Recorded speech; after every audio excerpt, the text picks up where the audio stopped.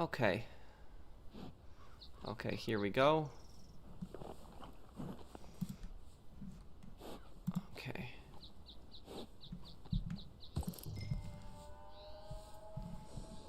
Okay.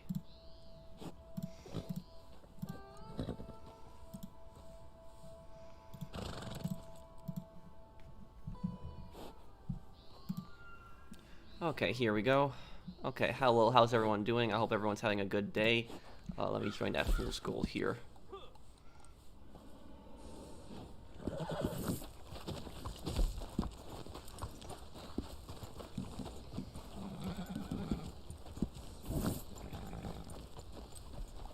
Okay, I hope everyone's having a good day. How are you guys doing?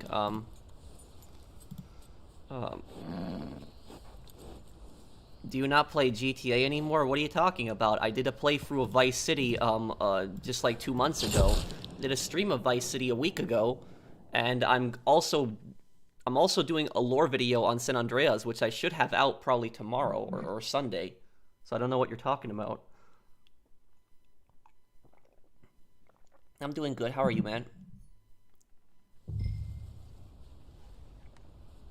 He means GTA 5. Well, I wish that a lot of times people would just say GTA 5 because GTA is just a very broad, like, title of games. But, I don't want my channel to be revolving around just GTA Online anymore, so I've tried to limit as much as I can on it and just focus on other games and other projects. But, if you're wondering when I'm gonna play GTA 5, I'm going to be playing GTA 5 in just a few days. I'm going to be doing a playthrough of Expanded and Enhanced. So I'll be doing that, for people that are wondering. Okay, let's see here. Okay, lock-on is there.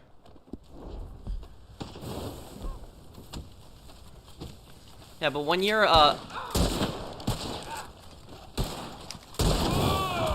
okay, wow.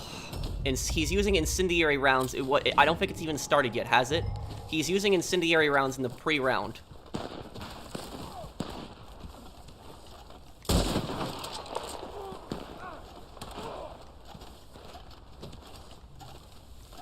Why do you love Saints Row 2 so much? Because it's just an awesome game, Sam.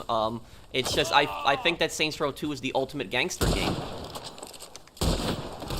It's just that with Saints Row 2, it's there's just so much customization. The city's very unique. There's so many cool activities.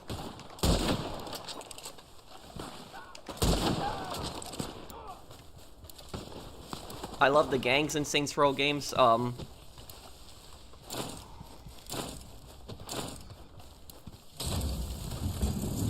where's the golden armor here? Let's go get it. I hope everyone's having a good start to their weekend, by the way.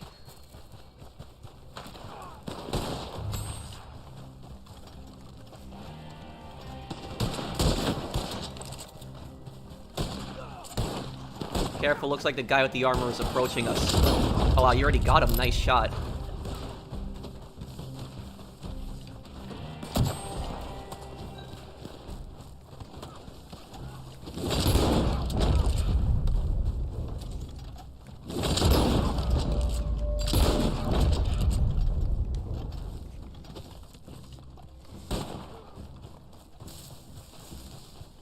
This rock will probably be good cover.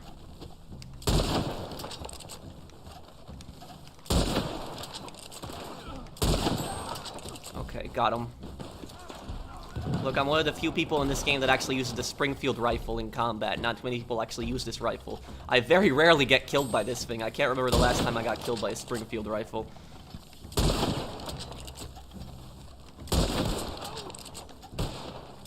Using this thing, I think, is a lot more challenging than using some of the other guns. I just like the high damage on it.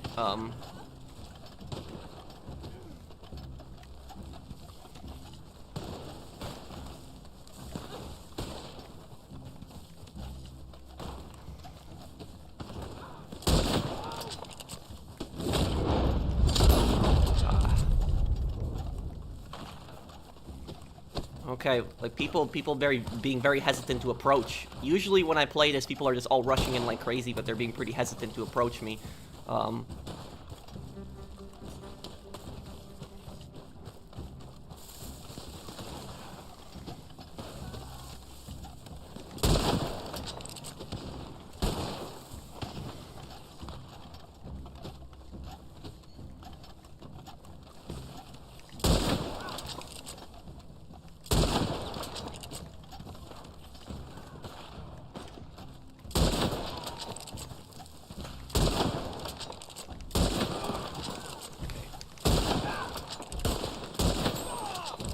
There we go. See, Springfield rifle's a pretty underrated gun.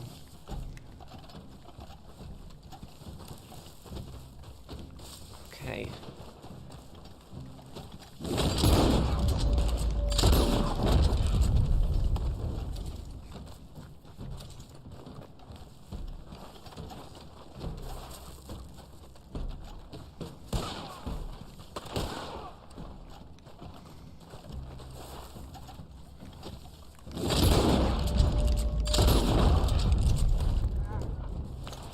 There we go, doing pretty good.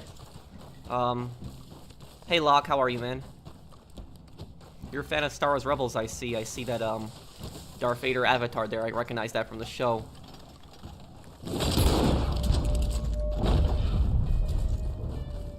I'm doing really well. Happy Friday, Professional. How are you doing? We haven't talked in a while. I've been writing my own anime story recently. What kind of anime do you like? I usually like anime that, like, is, like, maybe something like, oh, wait. I like anime that's, like, something like war, like, you know, like, not, like, fiction, like, maybe, like, not, like, futuristic, stuff, or magic, or I like gangsters, like, gangster, you know, anime. Like, if you ever look up this anime called 91 Days, I really like that one. That was a Mafia anime. It was no supernatural stuff in it, no magic stuff, no robots. It was just like Mafia in the 1920s in Chicago. That one I liked a lot. What's my favorite dark moment in Saints Row 2? The Shogo funeral scene. That was probably my favorite dark moment in Saints Row 2. Thank you, Sam, for the super chat. Do you have any lore videos plans on The Godfather? Yes, 2. They should be pretty easy to make. They're pretty simple, in my explanation. But there's a few things that I wanted to talk about in the Godfather game that a lot of people didn't notice, in relation to the movie. Okay. Oh yeah, a lot of these guys are low levels, so it's probably why I'm doing so good. But it's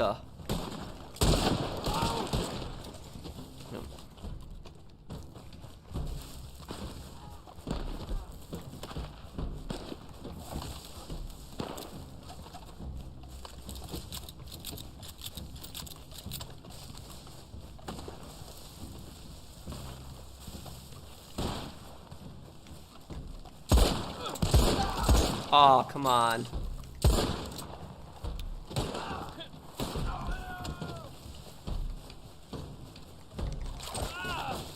Oh, what the?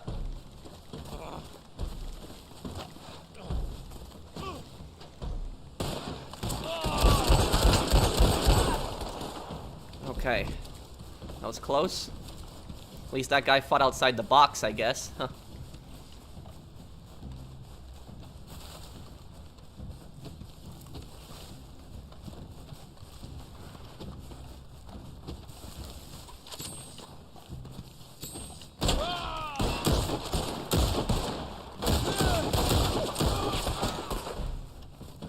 Look, I'm using the gun that nobody else uses again, the Litchfield.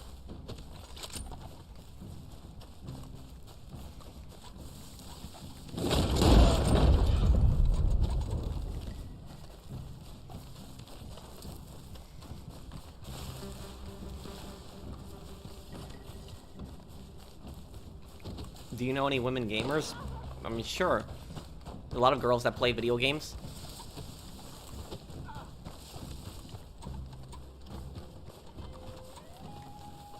Okay, here, this guy.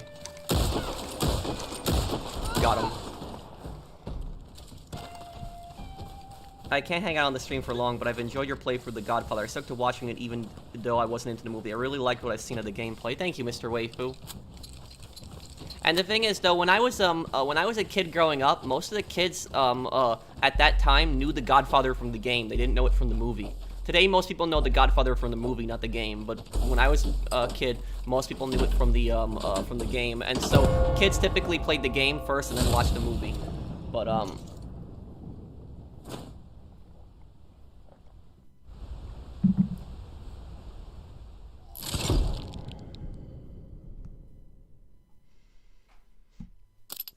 Any Sleeping Dogs lore videos? Yes, I have one planned. Personal does good content, even read it online. Thank you, man.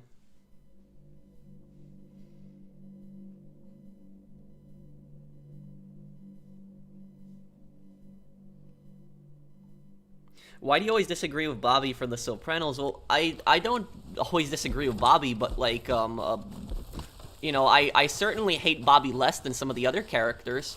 Some of the other characters are much worse than him. Like, you know, Ralph, for instance. Ralph was like evil in The Sopranos. But what is it about Bobby is, you have to understand is that people sympathize with Bobby a lot because Bobby seems like the most harmless out of them, but Bobby's still a criminal. He's still a gangster, and he's still a murderer. You gotta remember that too. You know, he killed the French guy at the laundromat. So, you know, that was pretty much a cold-blooded murder. So you gotta remember that. And then the whole reason he killed that guy was because Tony was gonna get a deal on the medicine that they stole from that I'm trying to remember what they did. It was like a medicine that they were selling to that other, Quebecois gangster, and then he wanted them to kill that other guy because he had, like, I think it was to gain custody over his kids. I think that's what it was about, or something like that, but I haven't seen it in some time. It's Bobby from The Sopranos, that's what he's talking about.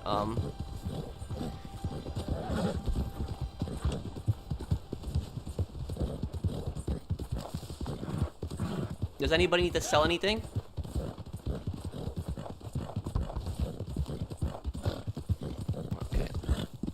Accept this parlay here, Brandon.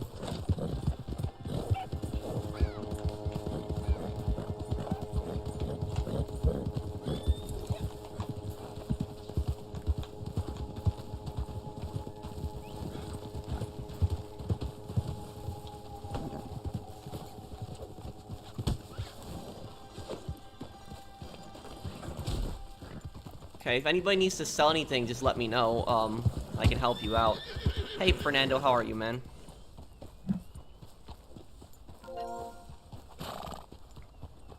Hello, Brandon.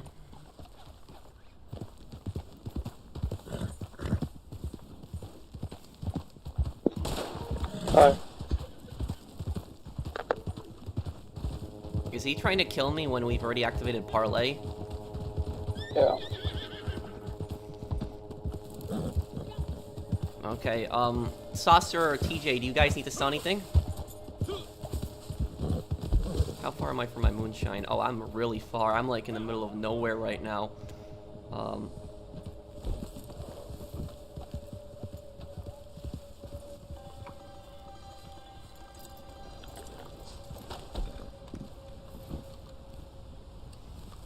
come on, let me just use the camp here.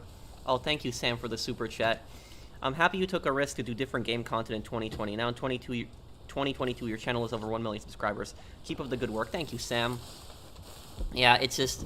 It's just not good to have a YouTube channel based on just one game, unless you think you can keep making content for that game forever, basically. But it's just... Man, my camp will not spawn. Yep, my camp will not spawn. I gotta do this the long way now. Oh, I'll do the Sopranos Road to Respect, one day. I'll do that, Bunny. But yeah, it's just,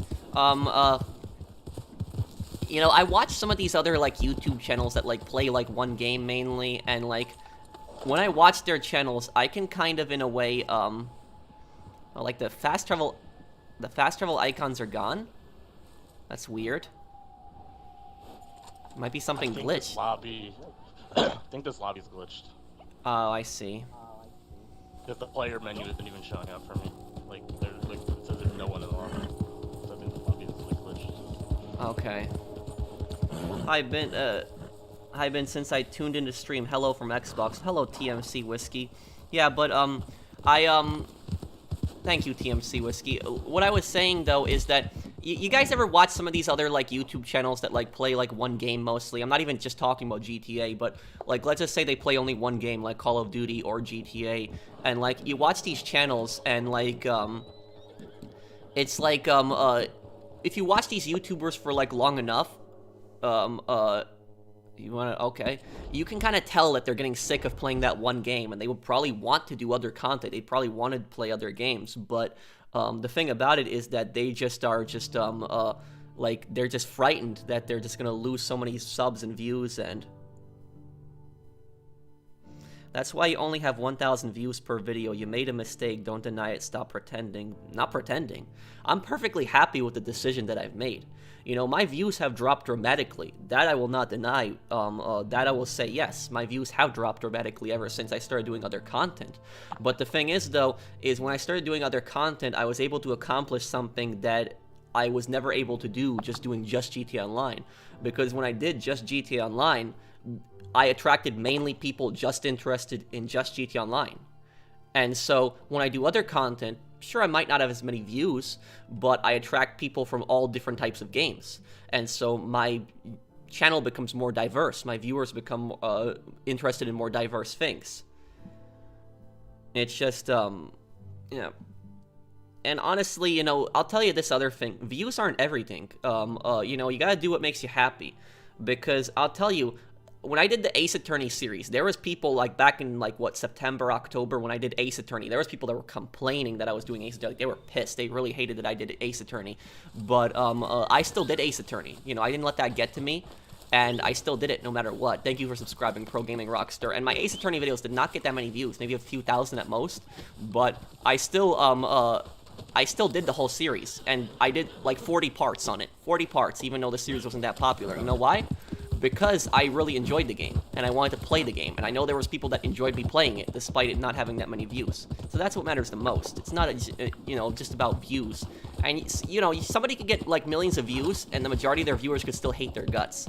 So it's, like, not even, like, it's like, you know, you can talk as much as you want about views, but that's not really gonna affect me. You're still doing other GTA games. What's the difference? The difference is that I do playthroughs of older GTA games. The vast majority of GTA channels that I see today, I wouldn't even call them GTA channels, honestly. I would call them GTA Online channels. Because people refer to channels all the time as GTA channels, but I would call them GTA Online channels. I would call somebody a GTA channel like GTA Series.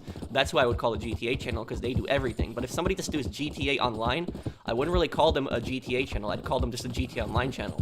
But I do all different types of games. And so I've done all the older GTA games. Thank you, Ripper. Hi, Patrick. Sadly, I won't be able to watch this stream as it's 2:32 a.m. for me, but just wanted to say good luck on your stream. Yeah, I went to bed kind of late last night. I was working on a few projects, and so I started kind of late today. I apologize for that, everyone. I will try my best to start the next one earlier next Friday. Thank you, Ripper. And thank you, Adam. Hey, Pro, how you've been? I'm going to New York and Florida in December. Do you have any advice? I've never been to the U.S. before. Well, thank you for the super chat, Adam. Well, Florida and New York are very different from each other. I mean, obviously, you know that Florida is much hotter than New York. Where are you going to in Florida? Are you going to Southern Florida or Northern Florida? Because Southern Florida and Northern Florida are very different from each other. But about New York, I'm assuming you're going to go into the city. But about New York is, I mean, I wouldn't really say there's much that you need to know. What is it? Is the fast travel points are gone here too? Huh. You guys have fast travel points in your map right now? I have none. That's weird. I don't know what's wrong with my session right now. But what I'll tell you about New York is that New York is a nice place to visit. But I wouldn't say that it's a nice place to live. It's just the cost of... Damn, it's so dark in here. The cost of living in New York is just so expensive. It's a lot of traffic, very crowded. There are really nice parts in New York City, don't get me wrong. But it's just not a place I'd want to live anymore. That's where I'm originally from, for people wondering.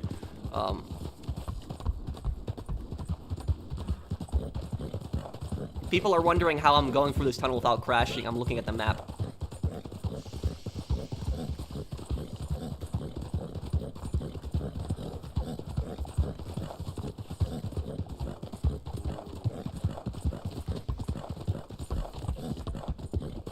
Thank you, Adam, for that super chat, and thank you, Gamer. Had my second interview orientation. I'm going to start off with $20 an hour and full-time, just waiting for a call for a start date. That's really good. I'm proud of you, Gamer. I hope that you're very happy at your job. One of the realest YouTubers out here. Keep up the good work. Thank you, bro. Thank you for the super chat. Have I played any adults-only games? No. I don't think so. I've just played M-rated at most. Thank you, Sam. But I'll tell you this, Adam. It's good that you're going to Florida also. That's what it's good. It's good that you're going to visit Florida because I'll tell you something. For some reason, I don't know why, but the vast majority of like foreign tourists, I should say, like I'm talking about this from an American perspective, by the way. The vast majority of foreign tourists, when they visit the U.S., I don't know why, but for some reason, they just visit New York. That's like the only place they visit, and they don't go anywhere else. They just visit New York City, spend there maybe 2 or 3 weeks, and then just go back to their countries, and they don't visit any other part of America. They don't see the Midwest. They don't see Texas, Florida. They don't see any of those other places. They just think that New York is the only place to visit in America, and they go there, and then they don't go anywhere else. But it's good that you're visiting also Florida. On that, I don't know why. Like, people for some reason think that like New York is like the most important place in America when it's not. There's plenty of other places that you can visit that are really nice places to see as a tourist in America as well.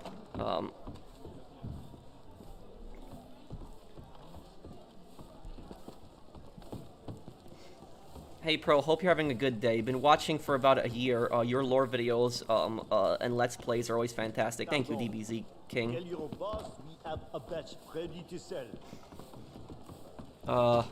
Wait, Saucer, hang on. I'm gonna join your posse. Wait one moment here. Sure. Can you invite me? Okay.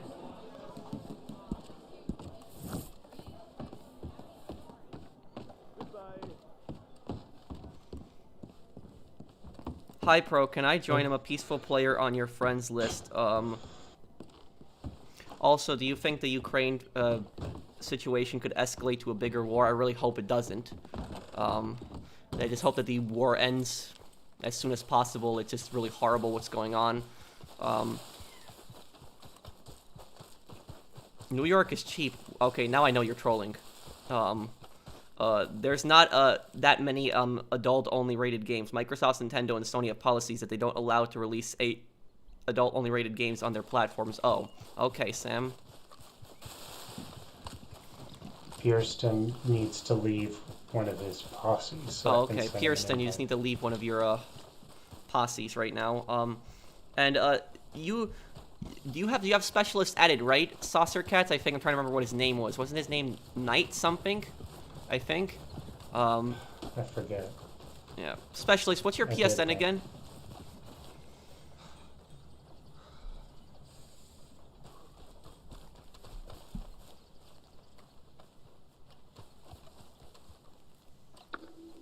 Yeah, I'd like to see a big, like, Vice City, I'd like to see a new GTA game in Vice City. But if they do Vice City, I'd like to see them do, like, a big countryside, like a really big countryside to, like, Vice City. Because Vice City was only the city. You never saw the countryside of Florida. And yes, Vice City takes place in the state of Florida in GTA, lore. So the state where Vice City takes place is Florida. It's based on Miami. But it's, like, in San Andreas is based on California, but they call it San Andreas, even though Las Venturas is technically in Nevada. But it's, yeah. Wow. Yeah, Saucer, don't sell yet.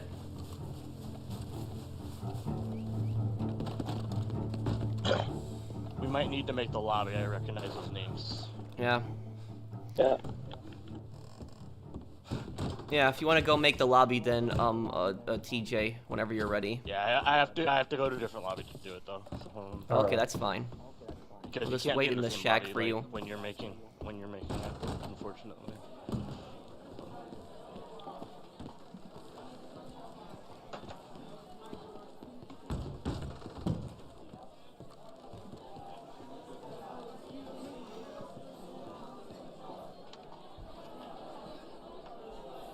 Hey Pro, you like racing games with tunings focused? Need for Speed Most Wanted, Need for Speed Underground 2, Midnight Club 3. Midnight Club 3 is the only one that I really played. Oh, Trio Knight was his name. Midnight Club 3, I beat that game. And thanks you, Tricky Mario. I've been playing through GTA 4 for the first time recently. Man, I've been enjoying it. Also because I'm using a physical PS3, no cut music. Yeah, GTA 4 is my favorite GTA game out of all of them, and I just like GTA 4 just because of its serious tone, its dark story. I also like that it's in New York, so I just like, you know, most of the stuff in GTA 4. The only complaint I have about GTA 4 is there's not much stuff to spend money on. But other than that, GTA 4 I think is the best one in the series in my opinion.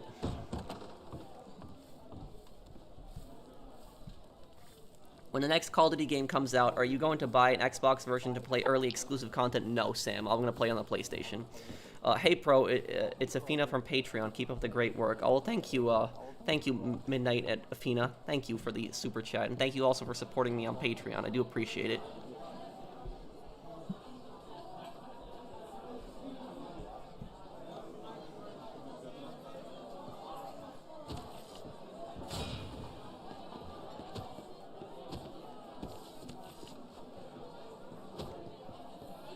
Yes, I will, Mr. Green.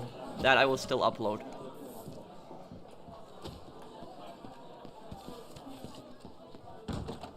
By the way, I see we have some fresh customers.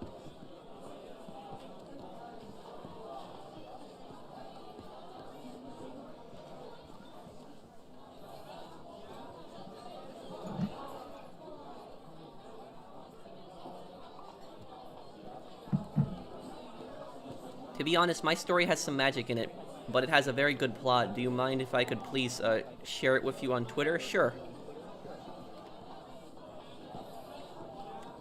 Sure you can, Young. Am I following you on Twitter? Or you could just send me a... You could just, what's the thing? Recommend or I'm not even good with Twitter. It's the thing when you mention somebody in Twitter.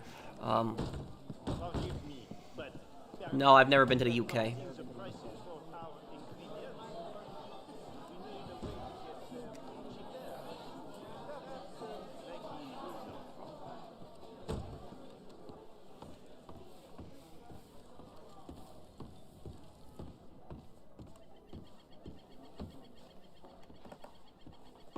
cheaper. Yeah,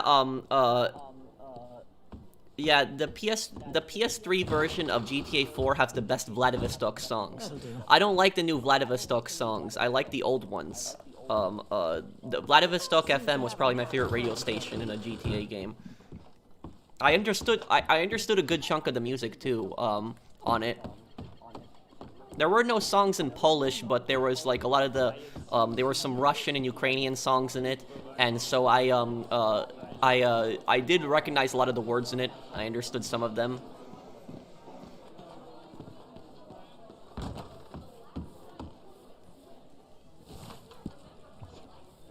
Okay. I'm ready whenever you are. So what, I gotta tell you when it's processing? Mm-hmm. Yep. Okay, here. Okay, it's processing. Okay, Pearson. Yeah, we're going into a private lobby right now, just so that those griefers can't follow us. It's unfortunate that we have to do this. We thought we could play in a public lobby in peace today, but it's, this is what we gotta do now. I think it worked, so you should be in it. I think, at least. In crime history, was there a war between Italian Mafia and the Triads like that has been shown in Mafia 2 in the GTA series? I don't really think so. I can't... was there a war between the Triads and the Italian Mafia in real life? I'm trying to think. I don't know. I can't think of one. I don't think it would have been in New York, though, because I have not heard about anything like that in New York. Or was that the Colombo family? I think that was the one that was back in the day in New York. I think they were constantly killing each other with another family. I'm trying to remember the name of the family they were at war with, but that was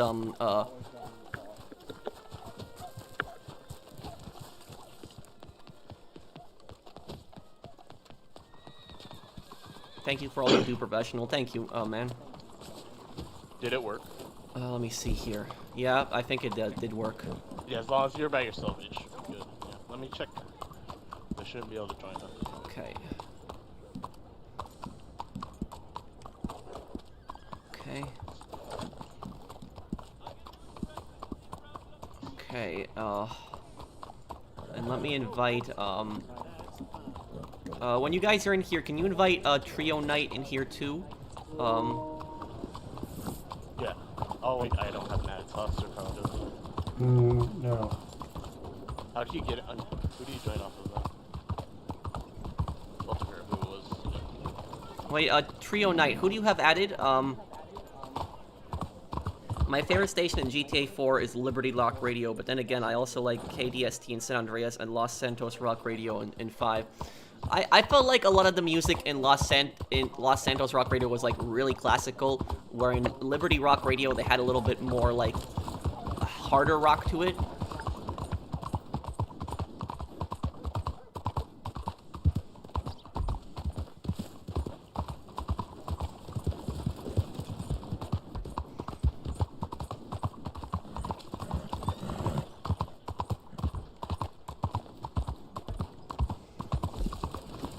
Okay, you have Jan and me added,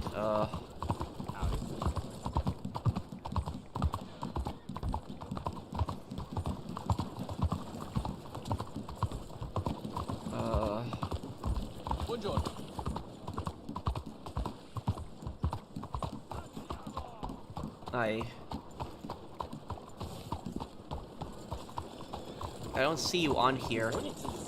And looks like the stupid griefers are trying to invite me to a session. Well, it's, my dad's, mom's, parents immigrated from Italy to New York City in the early 1900s. Oh. That's pretty cool, Cody.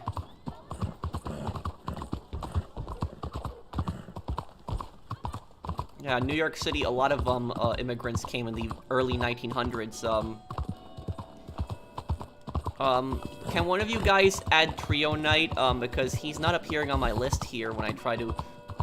I'm seeing friends, and he's not on my list. If he's not appearing, you have him added, that means he's appearing offline, he needs to appear on. Trio, can you appear online then, and I can try to invite you? What GTA soundtrack is your favorite? Out of all the soundtracks, I would say that, yeah, I would say that Vice City is probably my favorite soundtrack. That's one of my favorite one.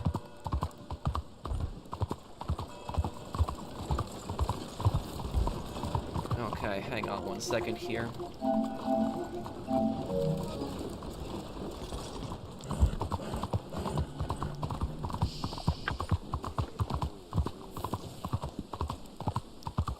I'm online now. Sorry I was appearing offline. That's fine. Don't worry about it, man.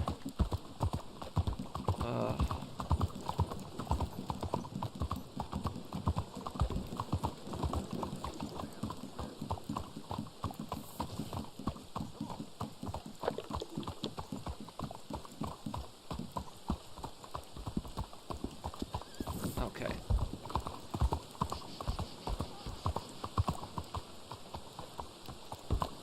Have you ever been to Poland? The last time I was in Poland was like 2010.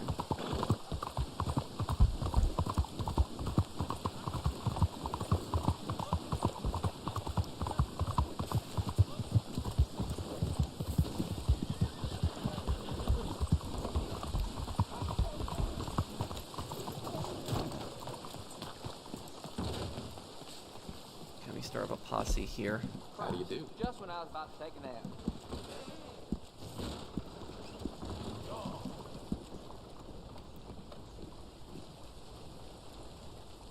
What do you want me to do, Frosty?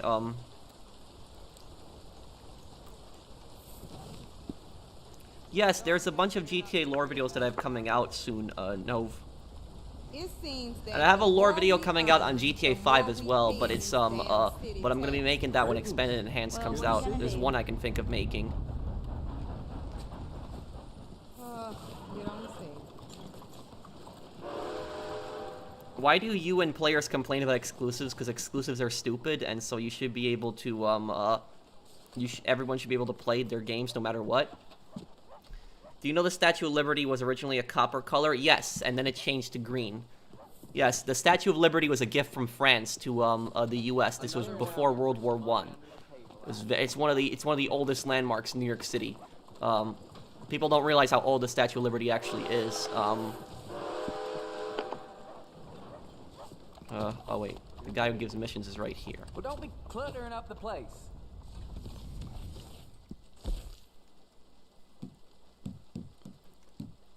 I'll do the It's your delivery. lucky day. The courier claims to have dysentery, and I have a big bag of mail that needs delivering. Don't moan. At least you ain't Yes, spending I've your played life Ace locked Combat behind 4, the counter 5. looking at the world through a wooden square. I've beaten Ace Combat 7. I played the original when it was called Air Combat. I think that's what it was called. The PS1 game. I have that one. The very first Ace Combat. I have it. I guess I'll take the mailbag here.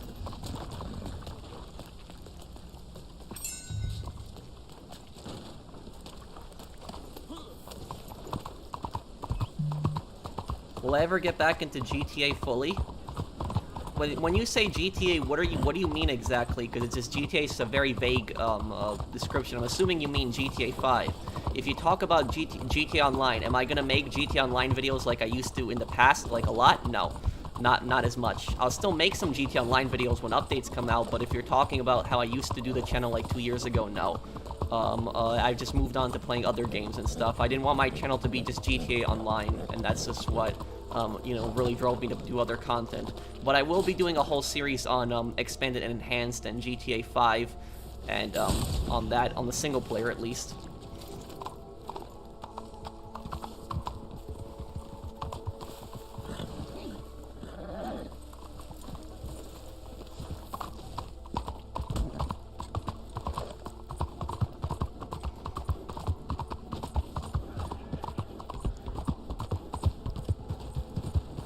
Do I ever communicate with other YouTubers? Sure. I was actually making another video with another YouTuber. I'm not gonna say who because it's a surprise, but he's not even a GTA YouTuber. But there's another YouTuber that was making a video with recently, and I already finished all of my parts. So I'm just curious when he's gonna upload his you know, his video fully. It's a combination of mine and his talk, but it's mostly gonna be his video. Yeah, there's another YouTuber that contacted me like about a month and a half ago to make a video, and so I said, yeah, I'd help, and so we just made a video together, but I'm just curious when he's going to finish his part, and then I'll probably make a post on my channel recommending his video. I don't really talk to much YouTubers. Like, people think that I talk to a lot of the other YouTubers. I don't. Occasionally, at most, maybe I'll like comment on another YouTuber's Twitter, like a tweet, if that counts as talking. But no, not really. The only YouTuber that I say I actually talk to is probably Guideline. He's the only YouTuber I would say I actually talk to.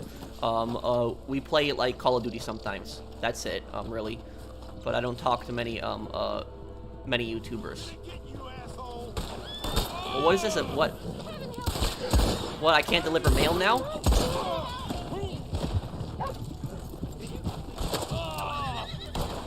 What is this here? I can't deliver mail.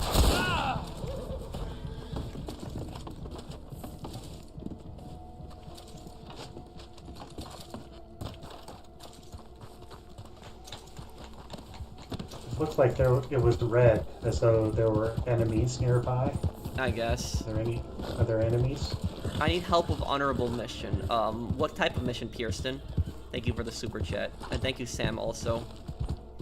Hello, Professional. I hope you're doing okay. I enjoy your content. There's a game I used to play when I was a kid. It's called Just Cause. You should try it. I did. I never played the original Just Cause. But I did play Just Cause 2, Just Cause 3, and Just Cause 4. I think that Just Cause 4 is actually the worst one in the series. Even though Just Cause 4 is the latest entry, just the destruction in Just Cause 4 wasn't good and the story was kind of terrible. So it's just, I thought Just Cause 3 was much better.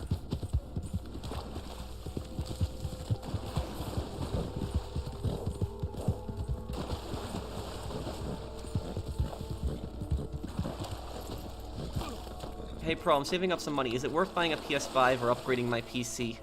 I mean, that's not really it's not really a question for me to answer because I do appreciate the super chat, Gabriel, but most people are gonna have so many different opinions on this. Other people are gonna tell you to get a gaming PC.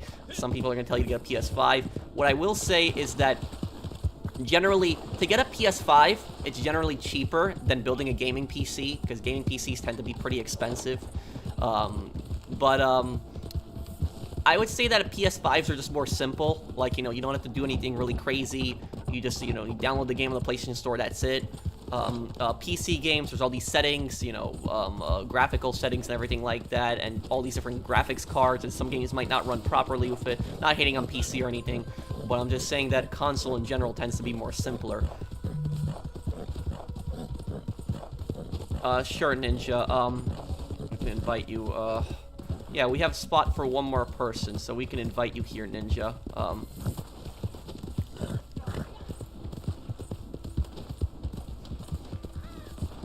You want to join Specialist? TJ, you said only 6 people can be in this session? Yeah, correct. Okay, Okay. Okay, wait one moment here.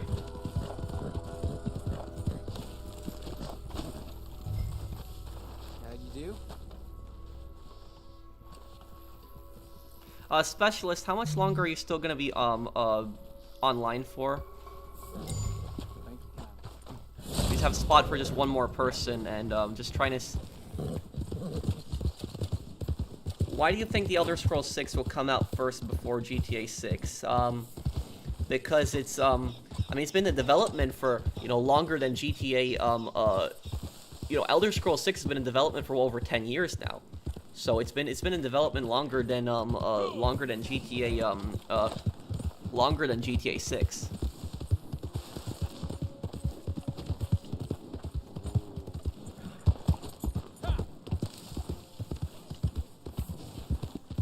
Do I ever play any zombie games? If so, it's my favorite one. I'd say my favorite zombie game is probably the Dead Rising series. That's probably the series that I like the most. Okay, I gotta figure out who I'm going to invite here. No, this is a private session, Specialist, so I can just send you an invite, but just, let me see here.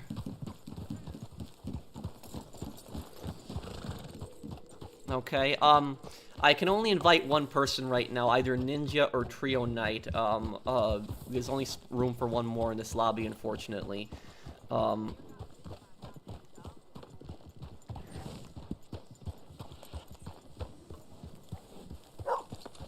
Does any, yeah, it's, I'm just trying to decide, like, does anybody volunteer to wait for the other person? Because the second somebody else leaves the session, I'll just invite either Ninja or Specialist, depending on who's not here. Okay, are you sure, Ninja? Okay, well, I mean, I can invite you when, somebody goes offline, Ninja.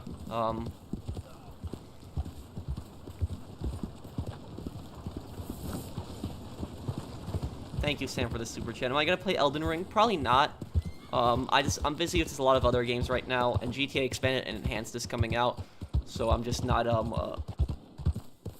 just free. And your other question, why don't I say clickbaiters' names? Because I don't want to give them attention.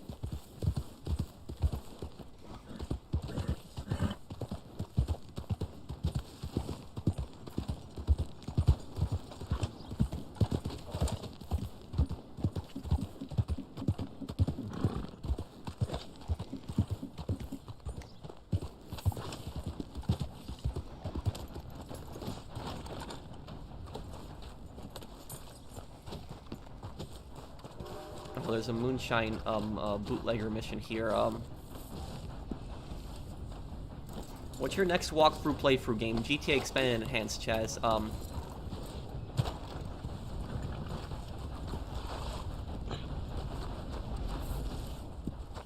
I think you have to remove someone from the posse so Trio can get in.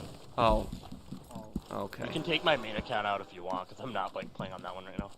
Okay. I think my main's still in your posse. You can just take that one out. Yeah, there you go. Okay, can I get on the horse, please? Hang on here. Oh,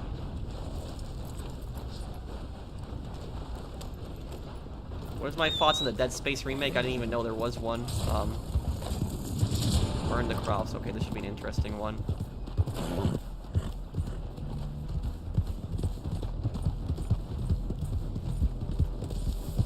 I'll do the Sopranos game one day on my channel. I'll play that definitely.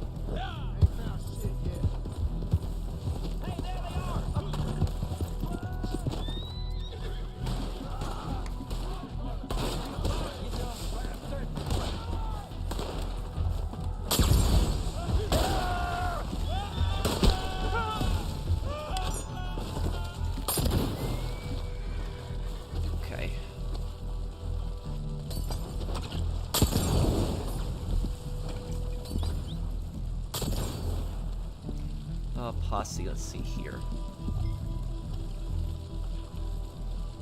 Oh, I can't invite until the activity's over, okay.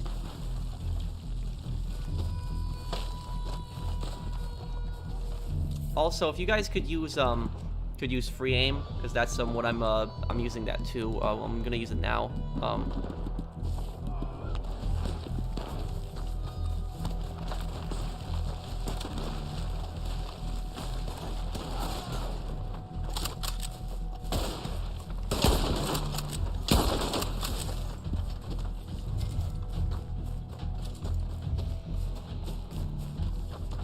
Leave the area now.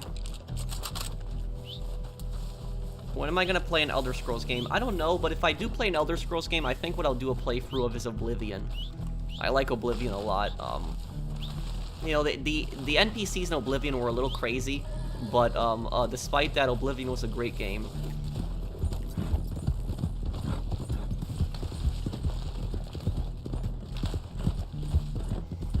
Oh, I don't know what you're talking about, Mario.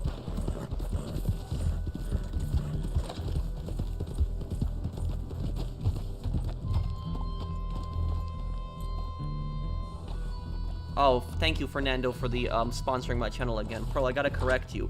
It's no longer called episodes and enhanced, as Rockstar has told people not to refer to the upgrade as expanded and enhanced to lower expectations. So just what, called just GTA 5 now?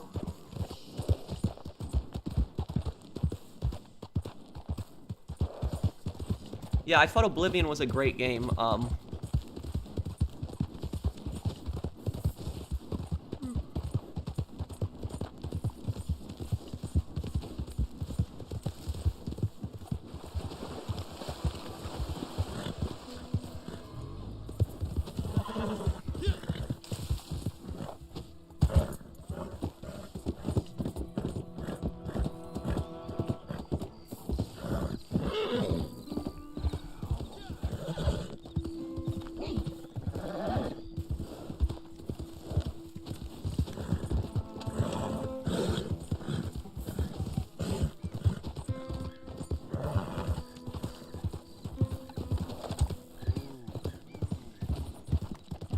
Feed our horse here.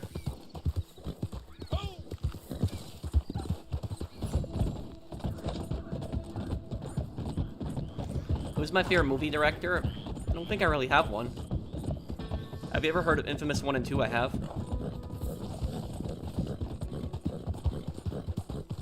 Let me invite Trio to the posse here.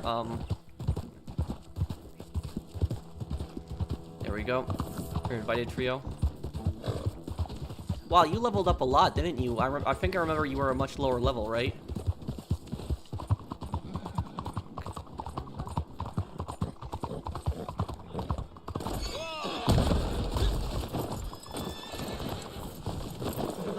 Who do you think you are? Pardon me. Well, I don't really follow political stuff like that, Mario. I tend to look at my own state, but it's, I don't know what that, I don't know what that is that you're talking about. Some people are calling it GTA 5 Milked Edition. Maybe, yeah, that would be a proper name at this point.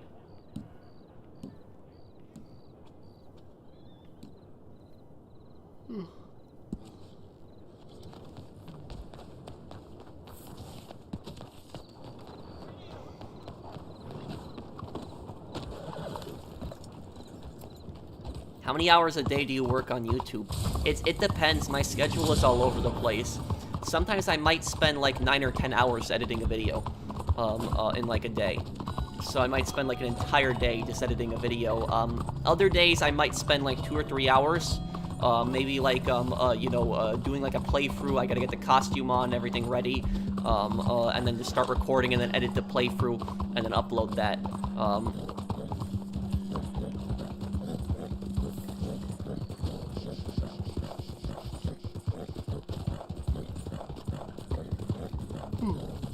Sorry, a little tired. What do you think of the BS month-long long March deals? You're talking about the event month. I just think it's stupid. I think that this game should get some more attention, and I think it should get some more love and respect from Rockstar. The fact that Rockstar unliked the tweet when they liked that had Save Red Dead Online in it, that just shows you their whole attitude on this situation.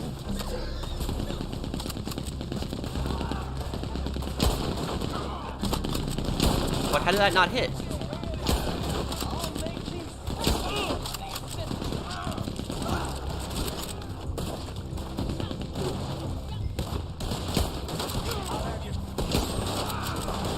Oh, I killed a target? Okay. Okay, a lot of these guys here are...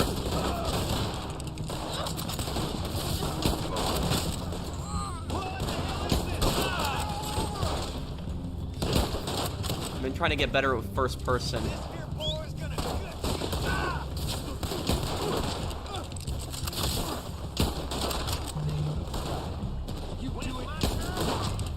How did I miss that shot? Did we get them all? Yeah, I accidentally killed a few of the targets, but it's not a big deal. It's still a 6-target bounty. That's still really profitable. Oh dear God.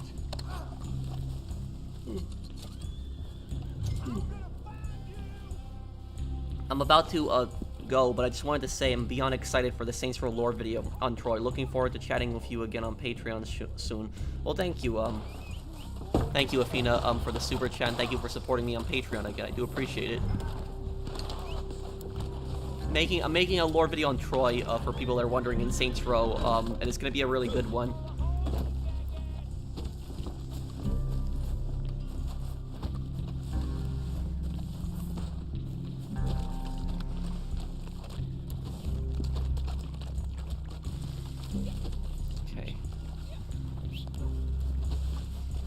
We should probably, wait down the timer on this, guys. We'll probably get a lot more, since it's a 6-person bounty.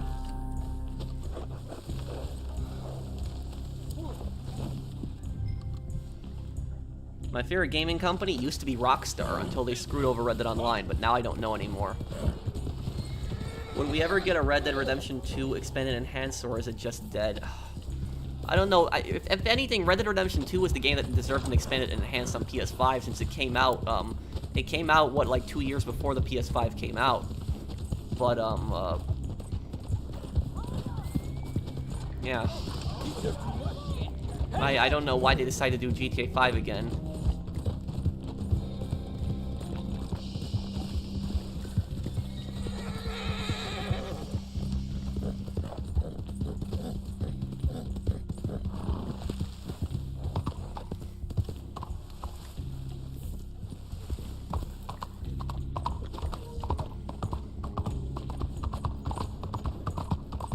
The latest event week in GTA Online is 2 weeks long, huh? Red Dead Online keeps getting month-long event weeks.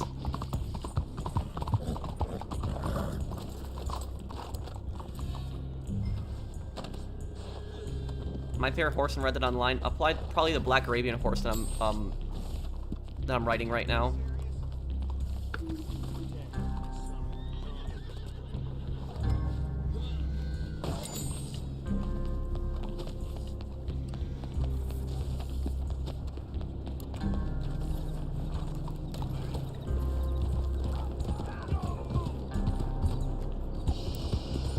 Do I like Bethesda? Good question. When I was a kid, I did a lot when they made, like, Oblivion. I loved them when they made Oblivion. That's how I first heard about Bethesda, was when I played Oblivion. That was, like, my first Bethesda game, and I loved Oblivion. Also, Fallout 3, I love Fallout 3. And, they didn't make Fallout New Vegas. I did like, Skyrim also. But, then when the, Fallout 76 thing happened, oh man, I lost a lot of respect for Bethesda.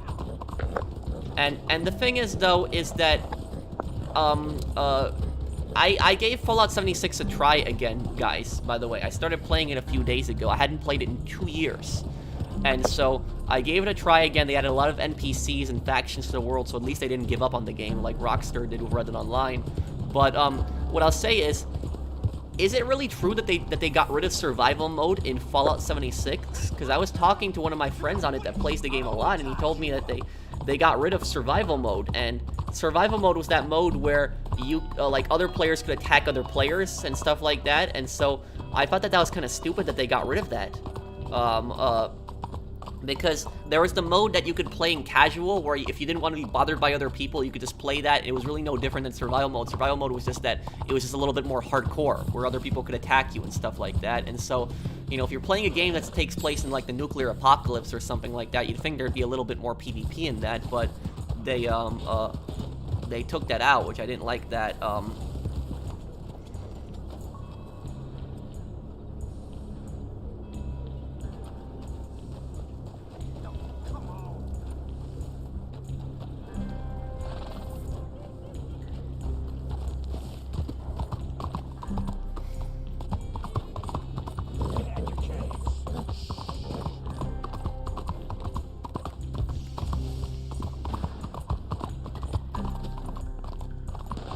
Favorite South Park episode and favorite character. My favorite episode of South Park. Let's deliver it when there's like 2 minutes left, guys. My favorite episode of South Park. My favorite character would have to be Kenny. But my favorite episode of South Park. That's a really good question. What would be my favorite episode of South Park?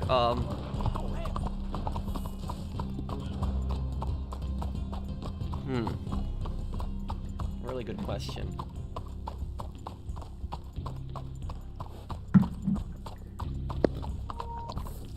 Mine is Cartman. Oh, okay. Cartman's a bit of a psycho. What is it? My favorite episode of South Park would probably have to be the Walmart one. Yeah, when the Walmart came to town. Maybe the World of Warcraft one or the Walmart one. Or maybe the one with the Crips and the Bloods. Maybe that one. Those are some of my favorite ones. I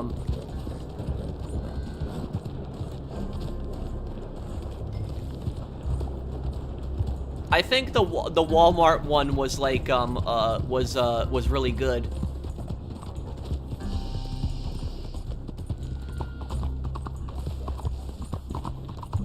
And you know the thing is about the Walmart one is what I don't think a lot of people realize about the Walmart South Park episode. Have you ever heard of the Siphon Filter games? If so, would you be happy if they got remastered? Also, hope you and everyone here in chat is doing well and having a good day and night. Of course I know the Siphon Filter games. I played them when I was a kid. There's the Siphon Filter 2 was, I think, yeah, Siphon Filter 2 was my second favorite PS1 game. My first favorite PS1 game was Mega Man Legends. My second favorite one was Siphon Filter 2. So I loved Siphon Filter. I played those games, and they deserve remakes. Those games would be awesome remade. Like, if they got, like, a Resident Evil-like kind of remake like that, I think that would be so cool. But the thing is about Siphon Filter is I don't think it's ever going to get a remake. And do you know why? Because in Siphon Filter 2 and Siphon Filter 3, there's this evil Chinese general that's, like, trying to buy the Siphon Filter virus. And so I don't think that they're gonna, and then in Siphon Filter 3, you assassinate him. So I don't think that they're gonna have, like, I don't think Sony would support remastering Siphon Filter just on the basis that it would instantly get banned in China, because that game would get instantly banned in China if it got remastered. So that's probably why Sony's never gonna remaster it.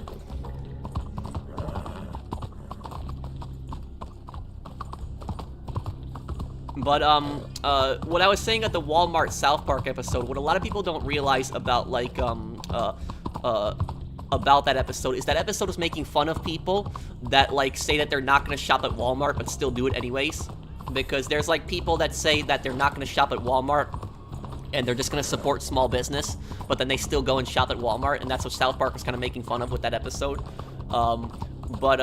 And you know, and sometimes, like, I don't want to buy from these large corporations too. Sometimes I'd like to buy small business, but it's just so much easier and quicker to go through, like, Walmart or, like, Amazon and stuff like that. And so it's, like sometimes you don't have time and you just go online and you just buy something and it just happens. Like, I feel bad buying stuff from Amazon sometimes. Like I buy a lot of my cosplay for my playthroughs from Amazon. And so sometimes I feel bad at buying stuff from Amazon.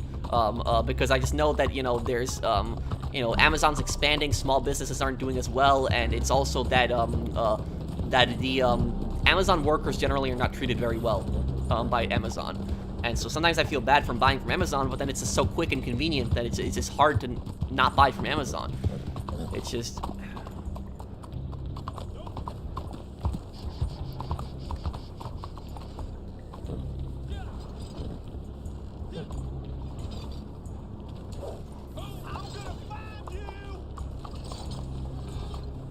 Will I ever play any Batman Arkham, any Batman Arkham games? Maybe one day. I guess maybe deliver the target. I think we're good here.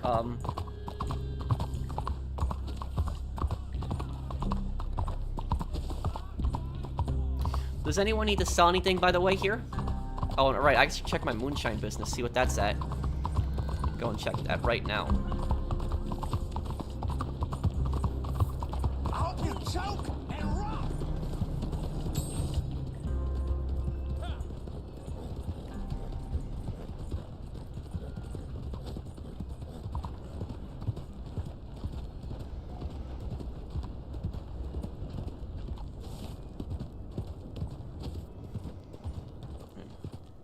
Wonder if 2-week events will be the norm in GTA Online. They might be. Because the thing is, though, is that Rockstar has gotten really lazy, like, with the events in Red Dead Online. It's month-long events. And now in GTA Online 2, 2 weeks? Yeah, I think Rockstar has gotten really lazy. Oh, the gluten episode. Oh, I think I've seen that a long time ago.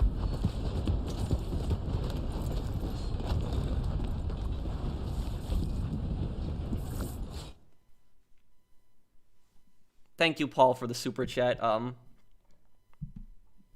I'd love to see, Pro, are you taking a break from GTA Online? Yeah. I'm still doing GTA Online content when like, new DLC comes out and stuff like that.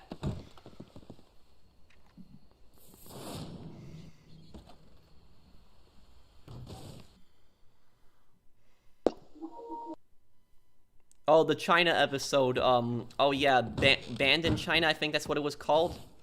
So, like, South Park even knew that they were gonna get banned in China when they put that episode out. Welcome.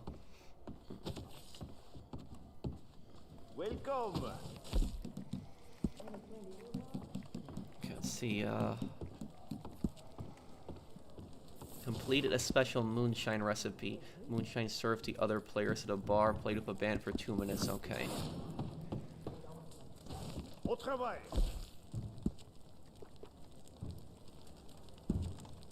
Ça marche. We should profit from this.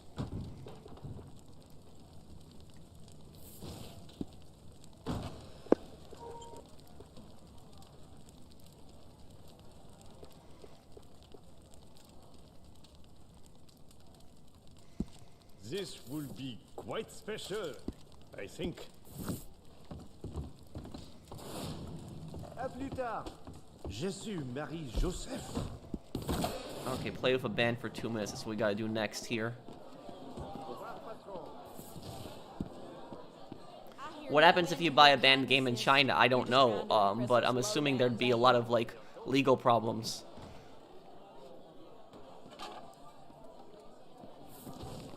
I'll tell you, though, there's a lot of stuff is banned in China, and it's just heavily controlled by the government, and the, Thank you. Time for a show. there's a lot of celebrities and like corporations in like the Western world that literally suck up to the Chinese government.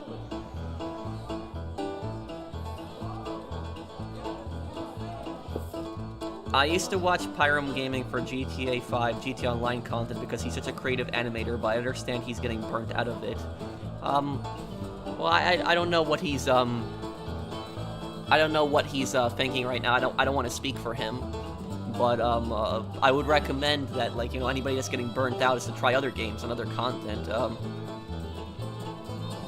We can't revive a game that is already dead. Are you talking about Red Dead Online? Well, I don't know if Red Dead Online is I don't know if Red Dead Online is dead. It's dying. It's pretty much about to die. But I'm still not giving up on the game, and I'm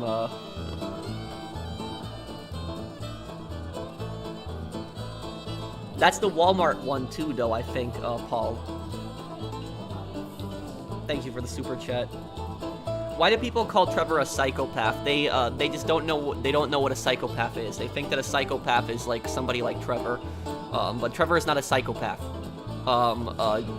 The main reason that you can tell Trevor's not a psychopath is because he cares about his friends. That's what and even when he sees his mom, even though it's probably a hallucination, he still loves her. So it's he shows care for other people. So it's Trevor is not a psychopath. Just in that a psychopath does not really care for anyone. They have no conscience. They're not capable of loving anyone. They're unable to. Trevor is just insane.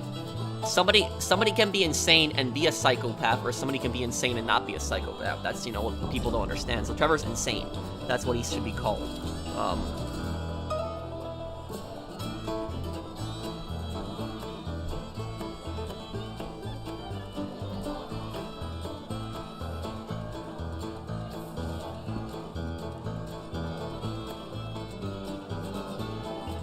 Okay, here we go.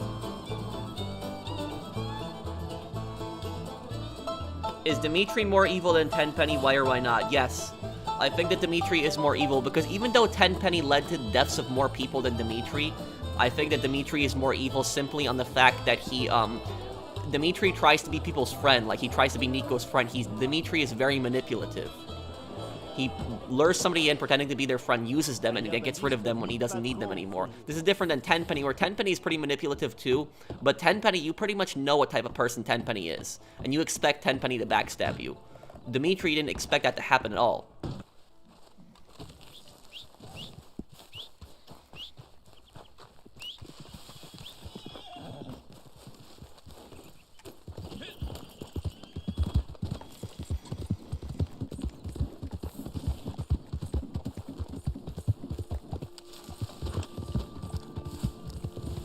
But if you want to see the most accurate depiction of a psychopath that I've ever seen in a video game has to be Dimitri. Dimitri is, I would say, you know, when it comes to a video game psychopath, he's probably the most accurate thing. So Trevor's not a psychopath, Dimitri is. So if you want to see like a psychopath in a video game, Dimitri is like a good example of that.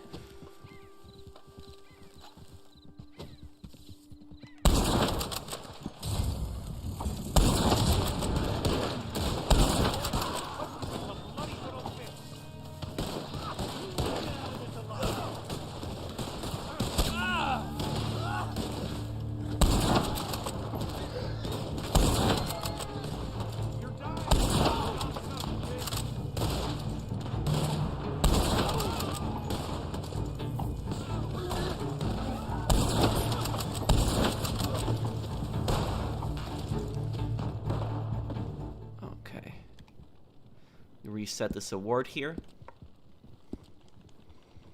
You get 0.40 gold every time you reset a award like that.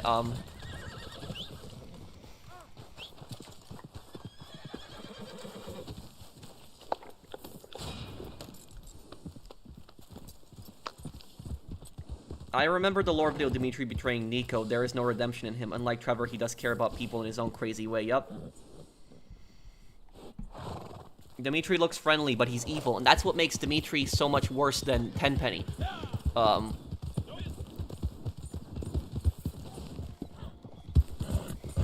honestly, if you had a choice, would you rather work with Dimitri or Trevor?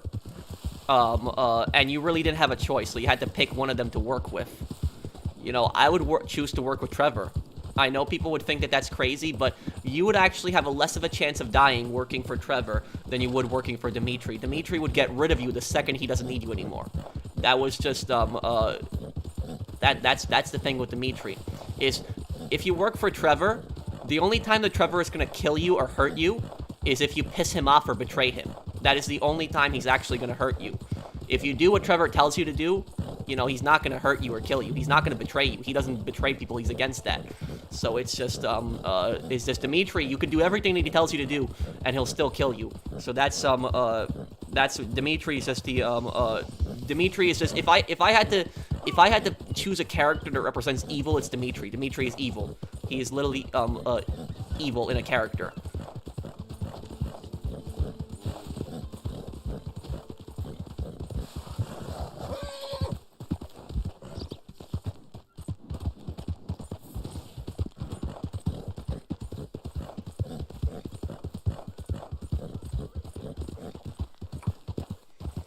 My favorite Reddit Online, horse breed. My favorite Reddit Online horse breed would probably be the Black Arabian horse.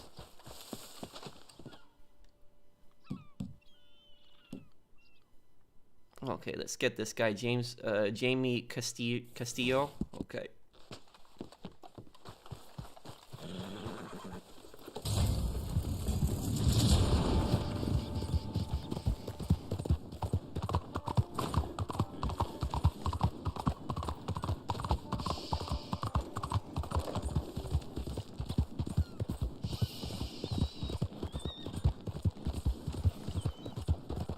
My least favorite GTA theme song?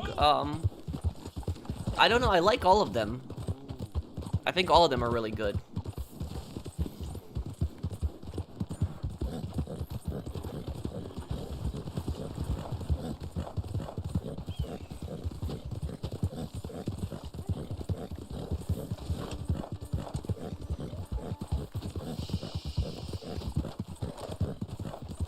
Yeah, Dimitri doesn't care about anyone.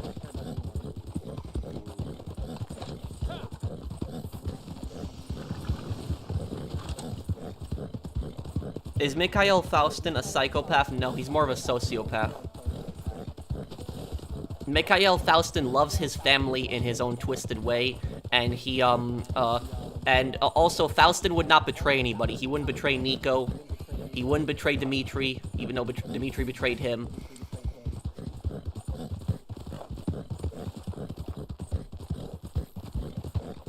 Will you stream GTA 5 Expanded Enhanced on launch? I'm not going to stream it, I'm going to do a playthrough of it.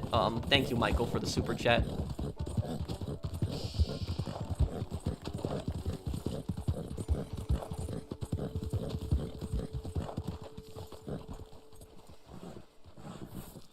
Trevor loyalty? Well, the thing is, though, is that what Trevor did was really messed up, but remember what I said, is that he's only going to kill somebody when they piss him off. And so Johnny did piss him off. I'm not saying what he did was right. It kind of pissed me off that they killed off Johnny, but...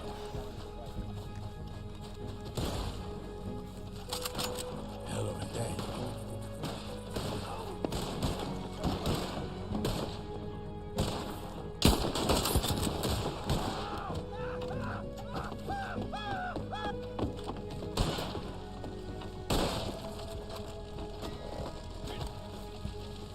When am I going to do a GTA 5 playthrough Expanded and Enhanced next week?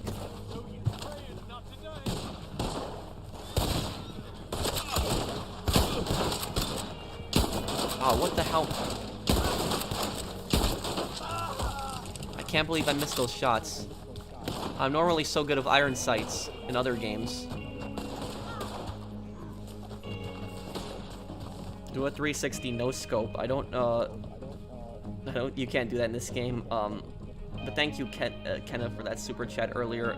My favorite horse breed was the Black Arabian horse. Well, I seen the other super chat, so thank you, Michael. Does Elden Ring interest you a little bit? I know people are really into it. Elden Ring is becoming really popular. Like, I never heard of it until it came out, and people are talking about it a lot now.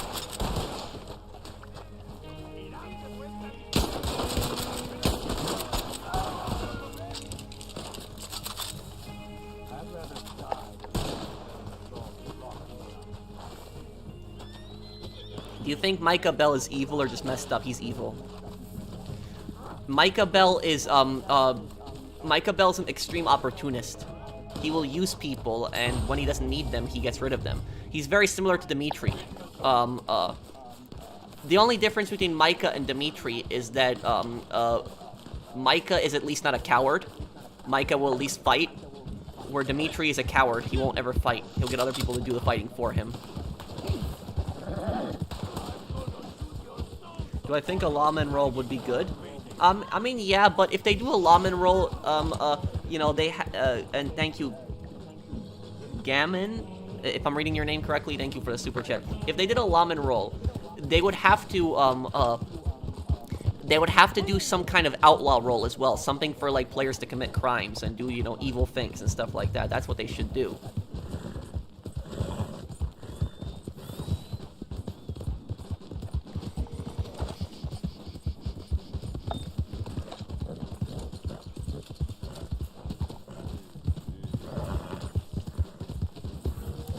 Micah is similar to Claude. He's an opportunist wherever there is money. In a way, yeah. But I would say that Micah is way more manipulative than Claude, though.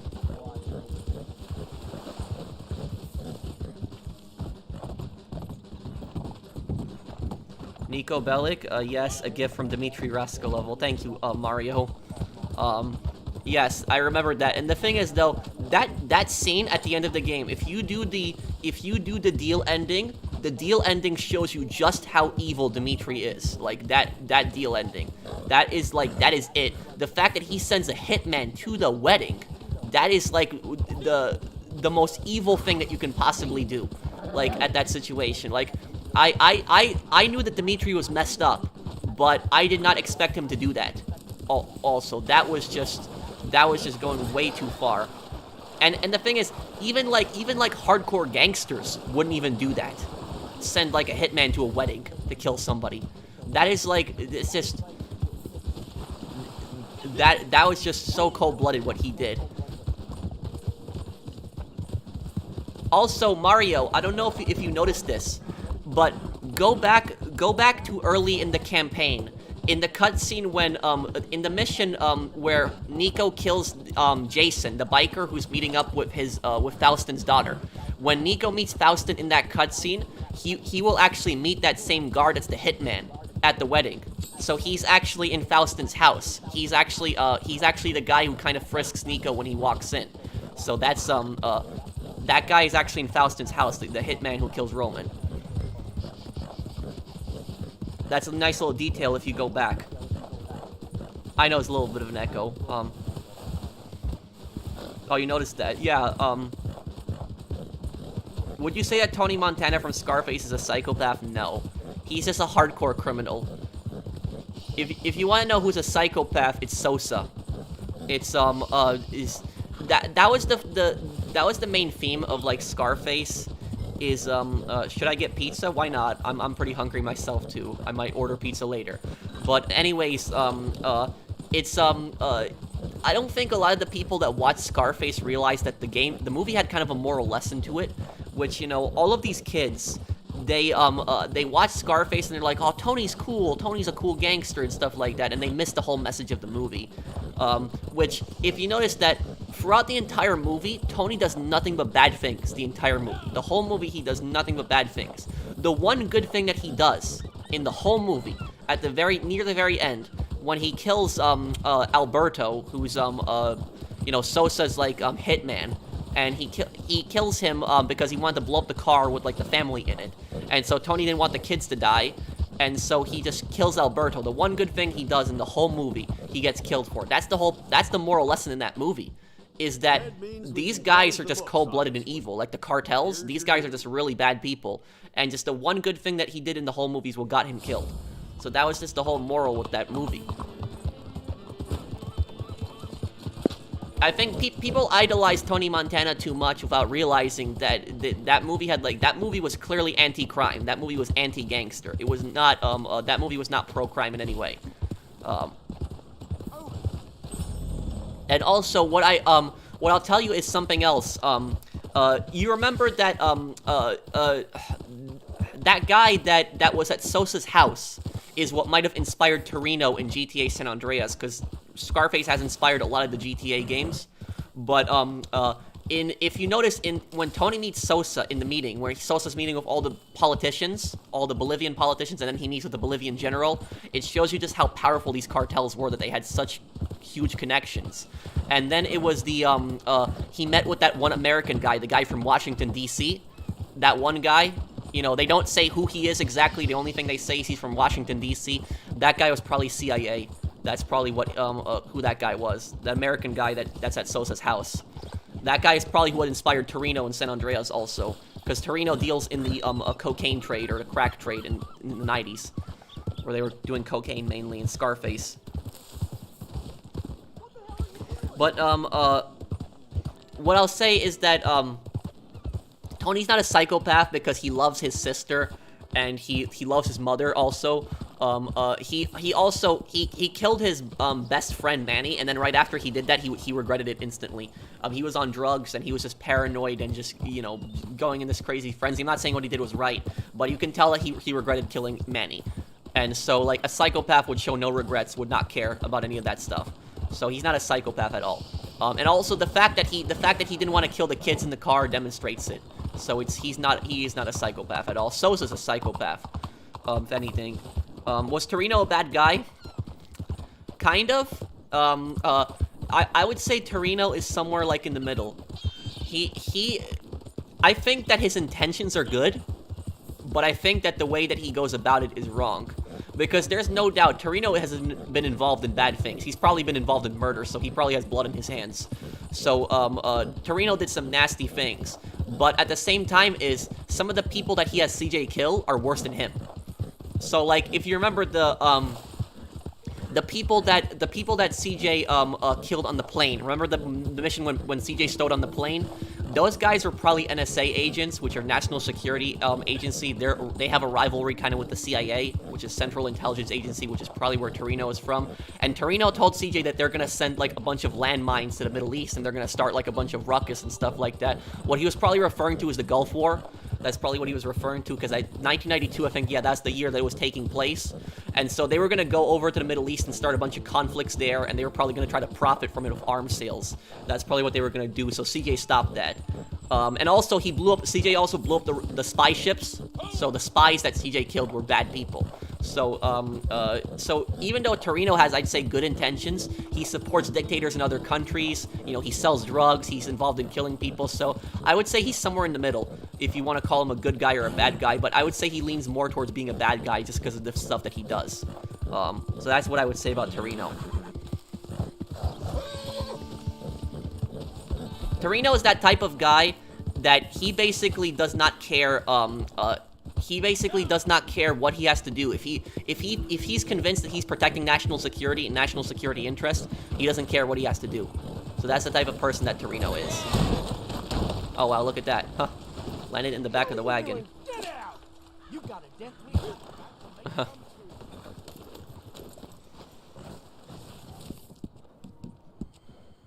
Okay. Specialist said he has the moonshine if you want to help him with that. Oh, sure. Let's help him right now then.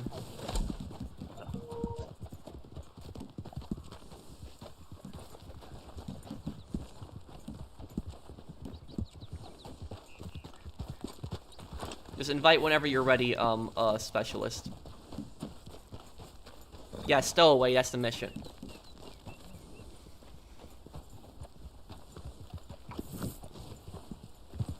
But, that's what I'll tell you is, a lot of people don't realize that, they don't understand that the American CIA did some really horrible bad things. Like, they did some really, really bad things during the Cold War.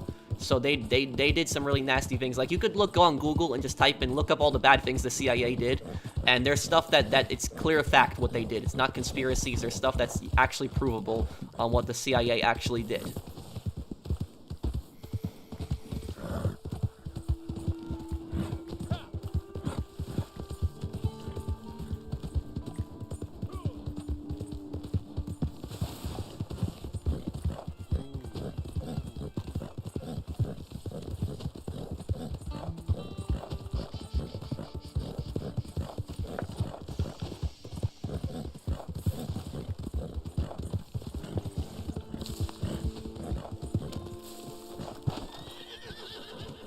And whenever you're ready, just sell it, and I'll...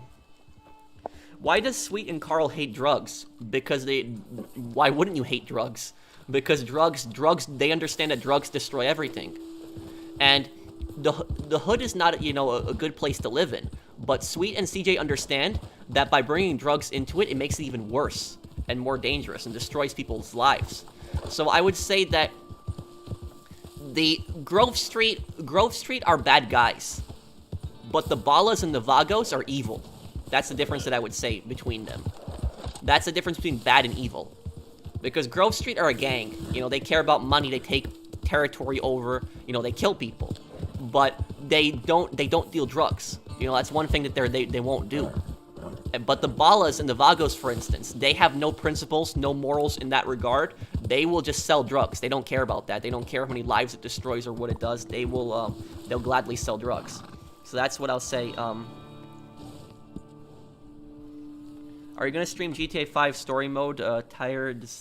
What do you mean by the final word? But I will. Maybe I'll do a stream. You know what? I'll do a stream of GTA 5 when I'm going for 100% completion. That's when I'll do it. But I will do a playthrough videos of GTA 5 Expand and Enhance. And guys, you gotta check out the costumes that I'm gonna do, because the costumes that I'll have for the GTA 5 Expand and Enhance when I dress up as the characters are gonna be really good. I think a lot of people are gonna be really impressed with them. Because I put a lot of work into build those costumes, so I think a lot of people are really gonna like them. But just imagine what the characters dress up in GTA 5, and you can imagine what costumes I'll be doing. Love your channel. Thank you, Imperialist. Thanks for also sponsoring my channel again.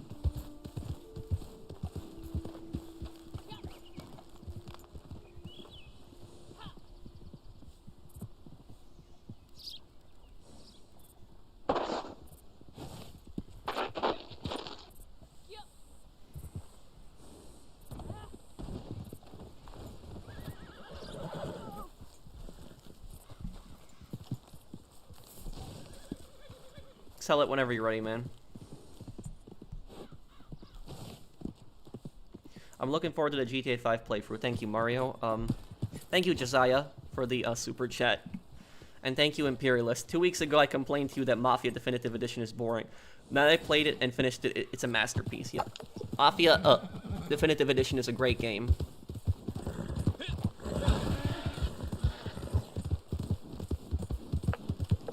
I love that game a lot. And here's the thing: if you want to play another Mafia game, this one, the gameplay is very different than Mafia Definitive Edition. But if you want to play like a game that takes place during the height of the Mafia, there's this game called Empire of Sin, which I play on the PS4. I really like Empire of Sin, but it's not for everyone. I understand that.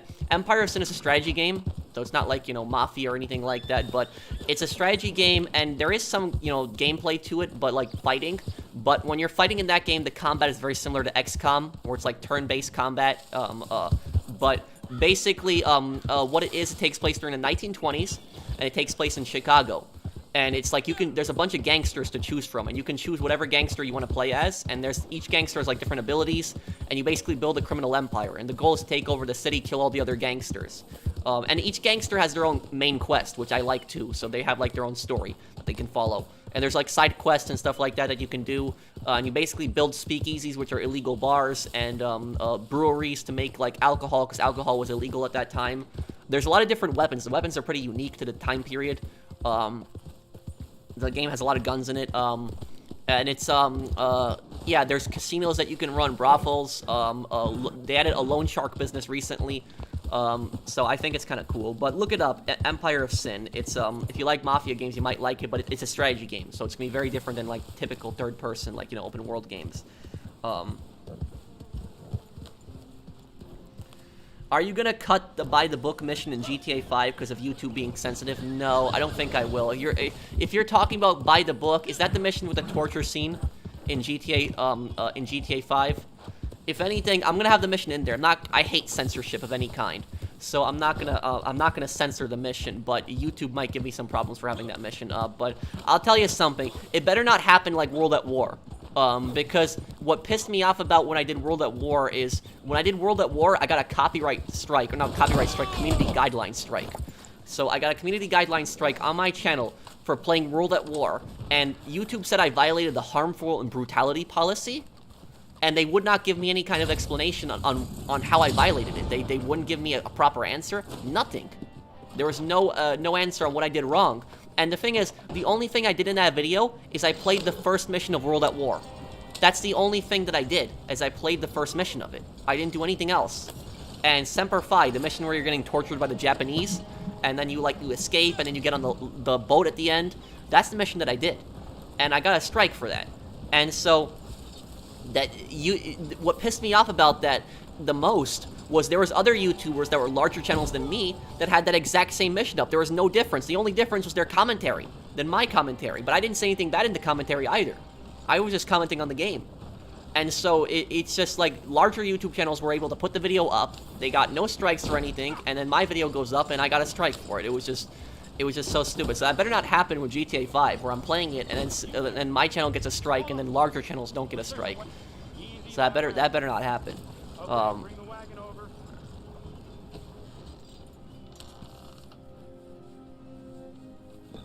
It's probably a bot that reported your videos. It's possible, but the thing is, even when it was a bot that reported my videos, the YouTube reps were unhelpful. They refused to remove the strike. Team up. Okay, go. He let us through. Move it. That's the You trying to annoy me? Move. Yeah, just go. Don't stay here for too long because they might shoot at you. This is why you might want to stop at revenue checkpoints, because they sometimes let you through. Oh, somebody started shooting. Oh, great.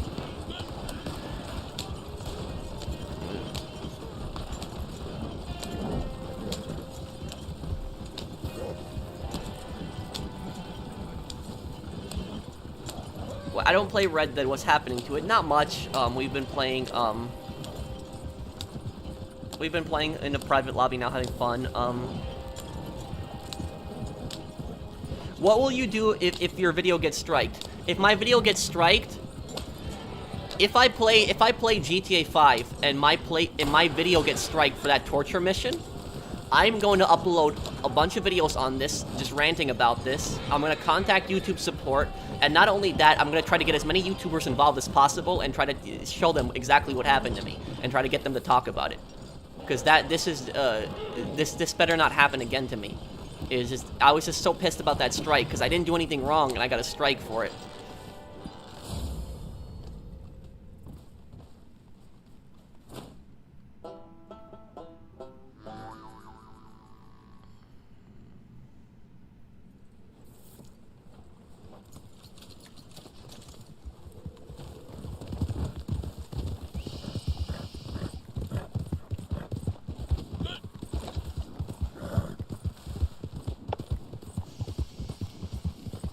Okay, let's see.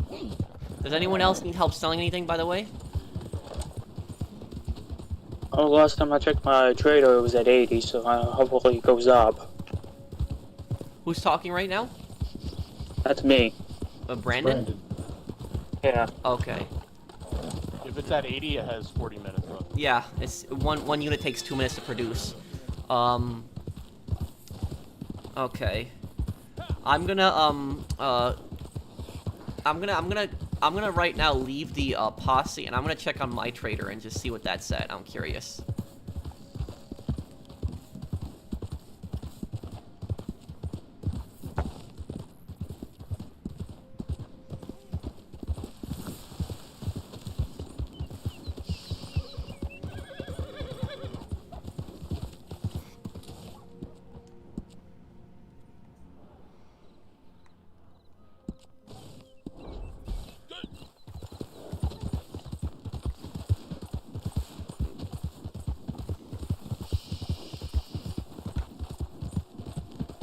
How long do community guideline strikes last for YouTube? About 90 days.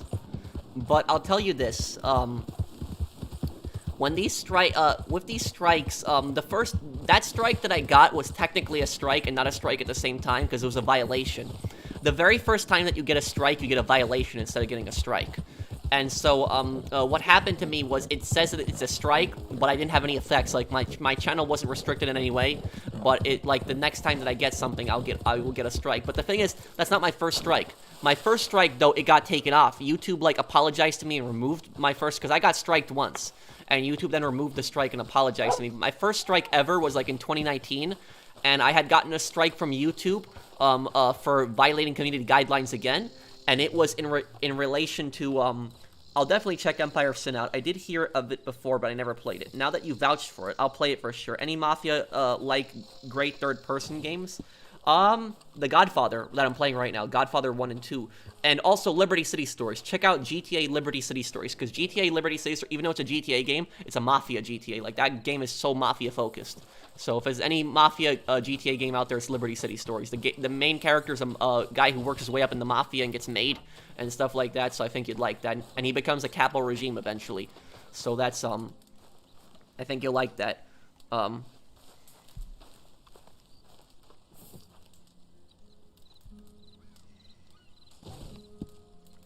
But, anyways, my first, strike ever that I got, it was removed by YouTube, and YouTube apologized. So my first ever strike, it was actually, a GTA Online strike.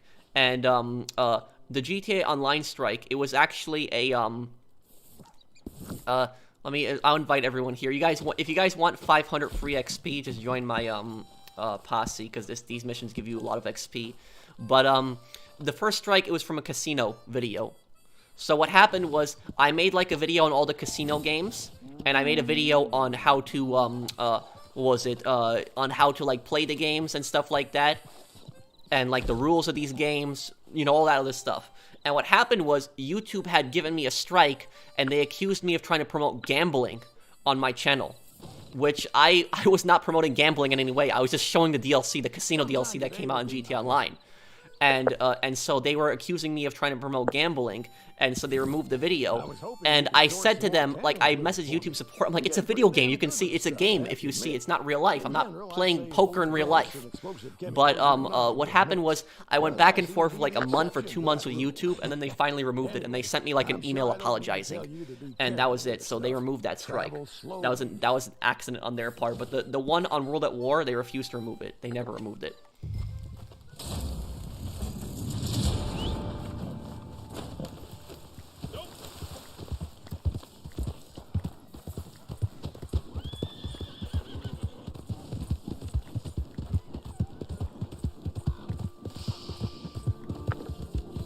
Let's get on over the big valley here.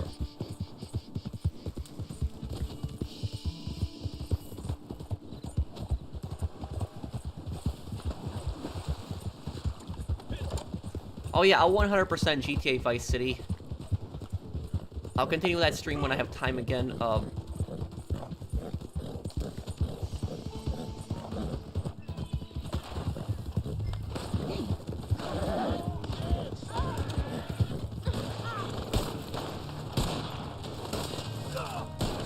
Yeah, I did it once, the 100% on it. That was not the remake, but the other version. Okay, got him there.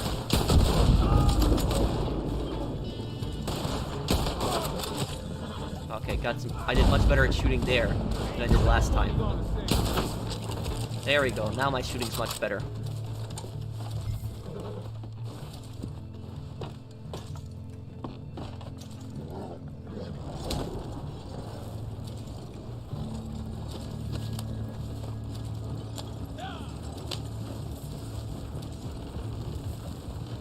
Thank you, whoever donated that to camp. Will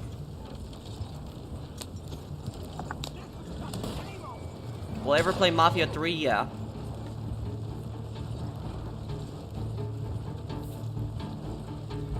Was the worst thing Lewis did was the entire mission of Bang Bang? No.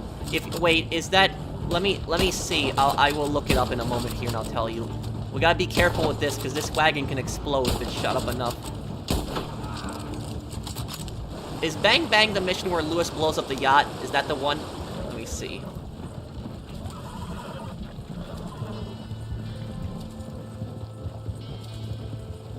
Oh no, Bang Bang was the one where he oh yeah, where he blew up all the targets. That was the one.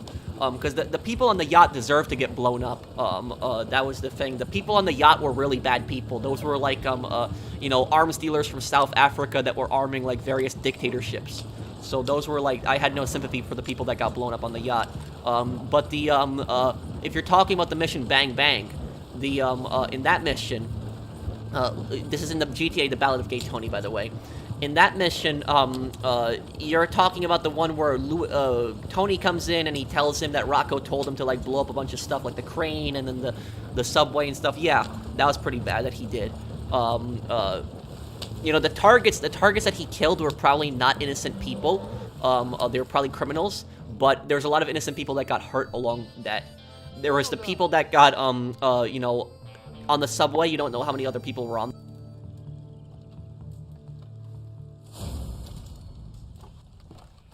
There was the, there was the subway, the plane that was just probably, the target was probably just on that. So the plane and the plane and the crane falling down could have hurt a lot of people, so the crane and the subway, yeah, that was pretty bad that he did.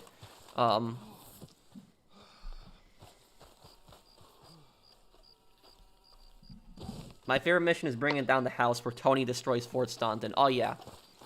Yeah, that was, that's probably the worst thing that Tony Cipriani has done.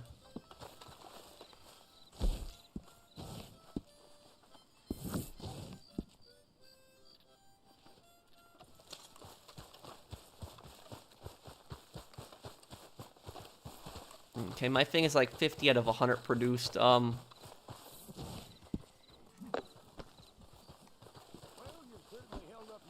What do you think of Batman? Does he create his villains, or did they create him?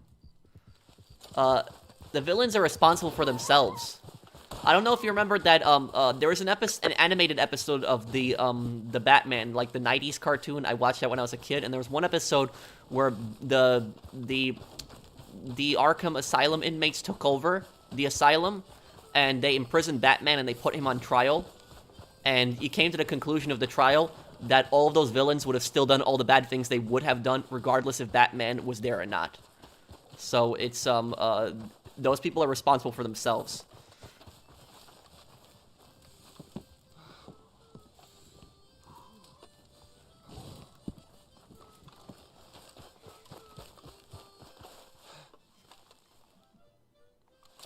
The other question that you said about the most favorite episode of South Park, mine's actually the old guffer car driving. The what? The old guffer, you know, the old people driving. Oh, the old people driving. Yeah, that's an older episode though, but I remember that one.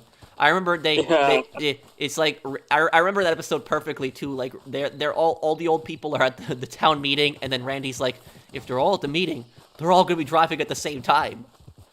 Yeah. And then he's like, and then you see Randy in the distance just running towards the kids who are playing hockey in the street. Get off the street!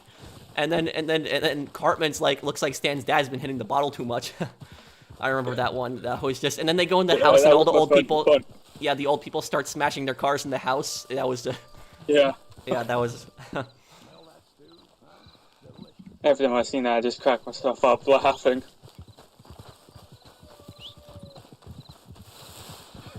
What was the worst thing Johnny did? Probably committing the killings for the Congressman Stubbs.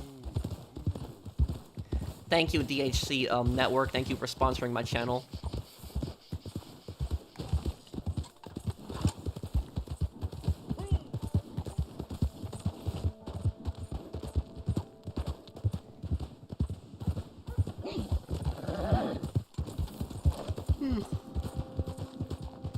Is Ray Bulgren a psychopath? Probably too, but, I mean, maybe not, because it seems like he kind of likes Lewis, in a way, and he thinks that Lewis has potential, but it's the second he finds out about the diamonds, he just wants to get rid of him, but I would say he's kind of cold-blooded, but he's not as bad as Dimitri. It's over for the little guy. You're referring to the Sopranos when Patsy says that, when they try to do the protection racket scheme.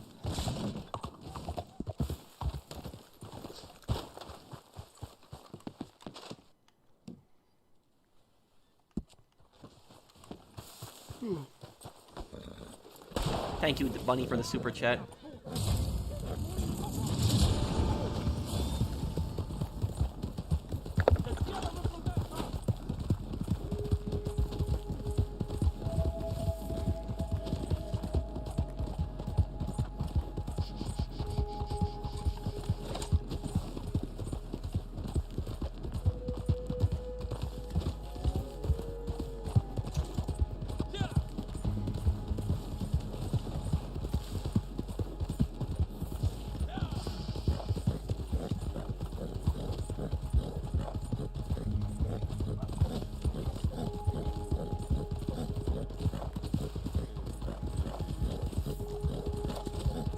Prototype 1 and 2, I never really played those games. I do know them, though.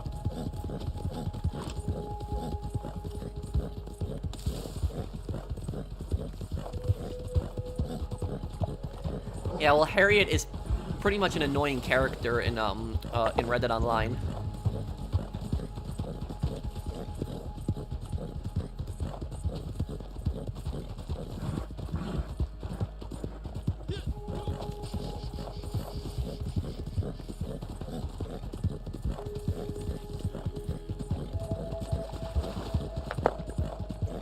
This camp is a little bit far.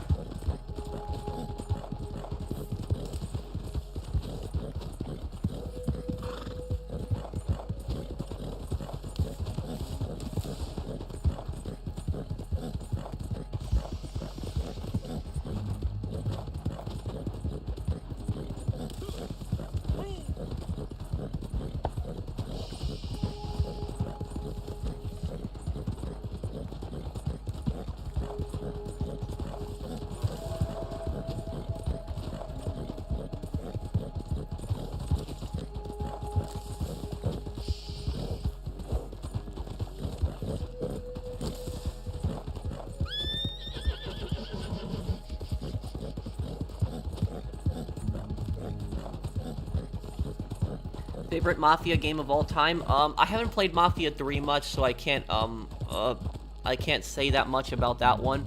But I will say my favorite Mafia game is probably Mafia Definitive Edition. That was really impressive what they did with that game. Mafia Definitive Edition is a true Definitive Edition.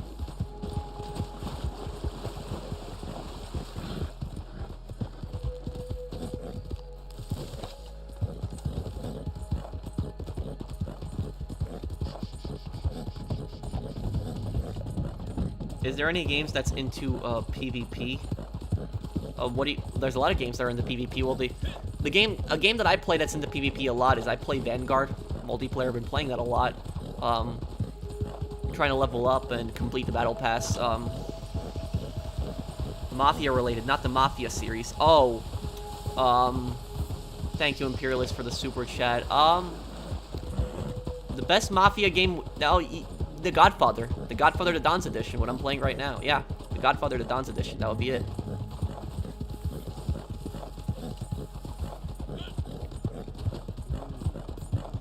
Oh, I think this is the one where the target runs away, yeah. Pretty sure this is.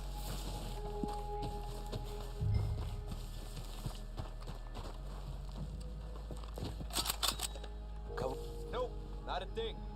There, right there. Hey, you get out of here. Oh, I didn't.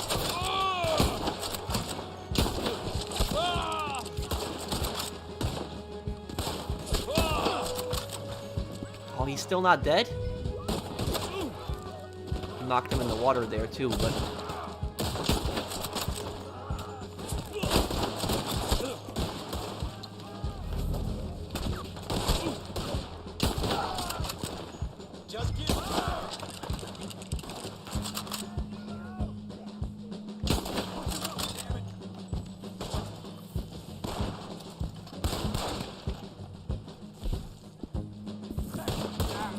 Where's his target here?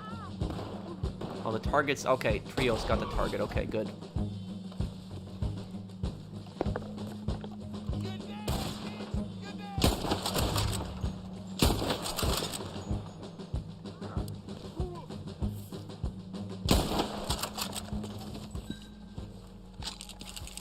You know something? I'll tell you. This the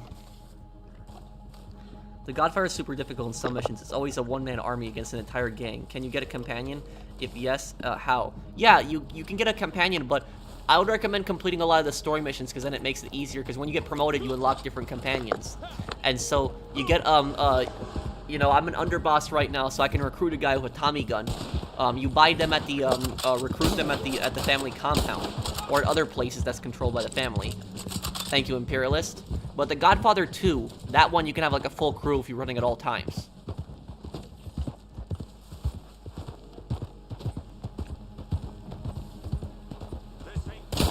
I'll tell you something. This gun that's in like Red Dead Online, the bolt-action rifle. This rifle, it's called the Springfield Krag in real life, and it's like one of the strangest bolt-action rifles that I've ever seen. Like, I haven't ever seen like another bolt-action rifle like this one. And not that there's anything wrong with it, but it's like, you see like that on the right side of the gun in first person. You see right above the bolt, you see kind of like that little like box thing. That's like this little like hatch thing. And you open it up, and you just drop the rounds into it. It's not like, it's a very different mechanism. It's not like other bolt-action rifles where you just open it up and you just put the clip in, or you just put the rounds in if you can just single load. This one, it's different. You put them in that little like box thing and you close it. And so what's unique about this rifle is that you can actually put all the bullets into the gun without opening up the bolt. But you still have to cycle the bolt the first time to load the first round. But it's a very like unique design. I haven't ever seen that one in another bolt-action rifle like that. It's very, very unique. It's a very fast bolt as well. Very weird design.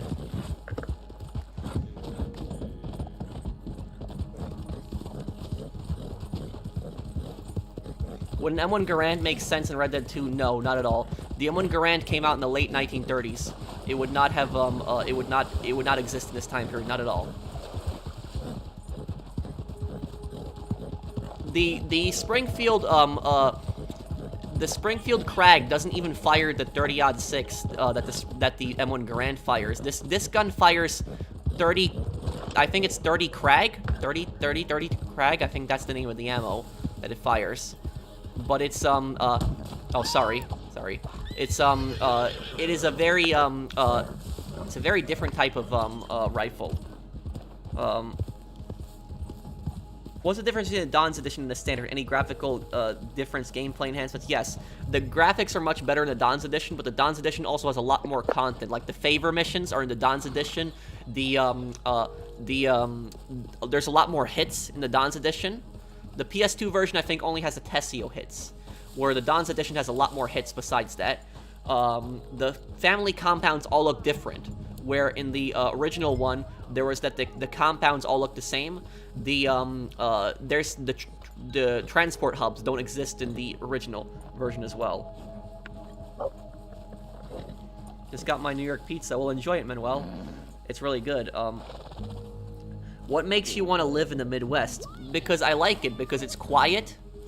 It's quiet. It's, you know, small place. People. You know, I know there's friendly people everywhere. People in the Midwest in general are friendlier than people in New York, and that's where I'm from originally. And it's yeah, it's just quieter. People are more friendly. You know, it's much more affordable. Taxes are very low. You know, housing is very affordable. It's not like New York where you have to spend like most of your life to save up to buy a house. Here, while it's not easy, it's a lot easier than New York. Yeah, and that's mostly it. And also the weather. I like that. I know some people might say that I'm crazy for liking the weather in the Midwest, but I don't like the heat, so it's not hot. That's what I'll say about it. It's typically cold. In the summertime, it can get a bit hot, but the other seasons it's typically cold, and so I generally like that.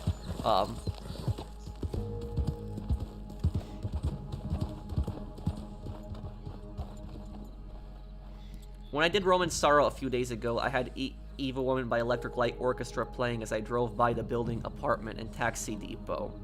Oh, that's the mission where you have to get Roman to safety. He's hiding in the trunk of the car. I remember that one. And you come by the cab depot and it's all burnt down, and the apartment. But the thing is though is that I don't know that song though. Mario. I'm sorry, I just don't know music that well. There's also another edition of The Godfather for the Wii called the Black Hand Edition. It's basically a slightly downgraded version of the Don's Edition. Oh, okay, Bunny. I didn't know about that one.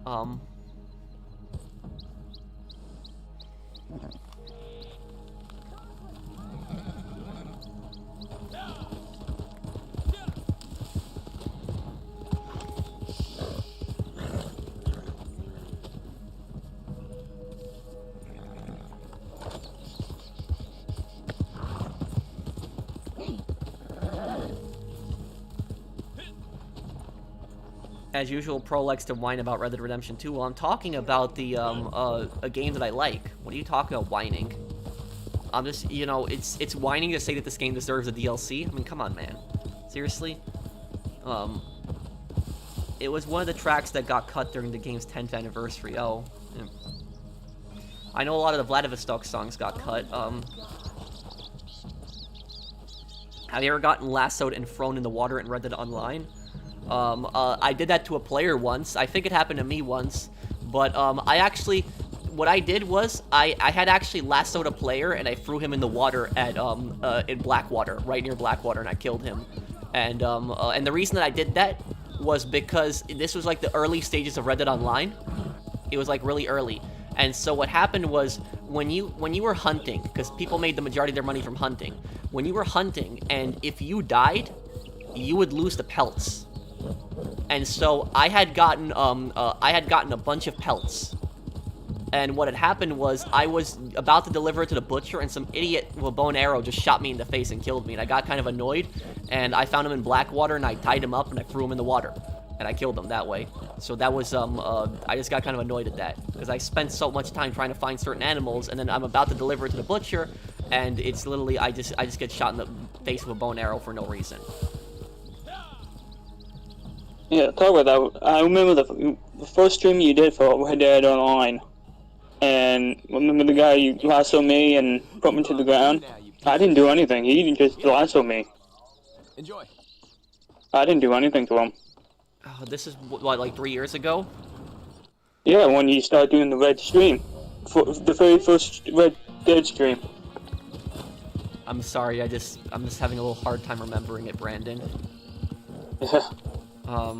Mafia is supposed to be Italian. They screwed the game over in Mafia 3. I hope they do another great sequel that's just like Mafia Definitive Edition. Well, Mafia is not necessarily Italian.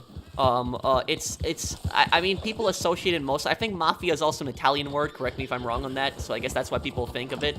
But, for instance, if you go on Google, you just type in Russian Mafia. That's what it's called, Russian Mafia. But in Russian, it's a different kind of word for it. But it's, that's what it's referred to as, So Mafia is more of an organized crime thing. You know, the Italian Mafia is the most well-known because of just the fact that it's just so big. And also... There used to be a lot of other mafias in America that were not just Italians. Like, for instance, Al Capone's, like, Chicago outfit, they had a lot of guys in it that were not Italian. Like, there was a lot of guys that worked for Al Capone that were not Italian. So, like, the whole made man thing, like, just being Italian, that thing didn't start until, like, you know, a lot of the Sicilian, like, gangsters came over to America. When a lot of the Sicilian gangsters came over to America, they had their own, you know, traditions and all the other stuff, and they brought that over, and it was made man can only be Italian, and so that came over. But before that, like, during the Prohibition era, during the 1920s, a lot of these mobsters, the guys that would walk around with suits and Tommy guns, they were not Italian. Like, a lot of these guys were German, Polish, Irish. You know, there's a lot of different nationalities that were in the Mafia in the 1920s. I mean, look at the North Side Gang. That was pretty much a Mafia, and they were mainly an Irish and Polish gang. So they were, those guys were not, they didn't have that many Italians. Chicago Outfit had more Italians in it, but Chicago Outfit also had a lot of guys that were not Italian in it. But thank you for the super chat, Imperialist.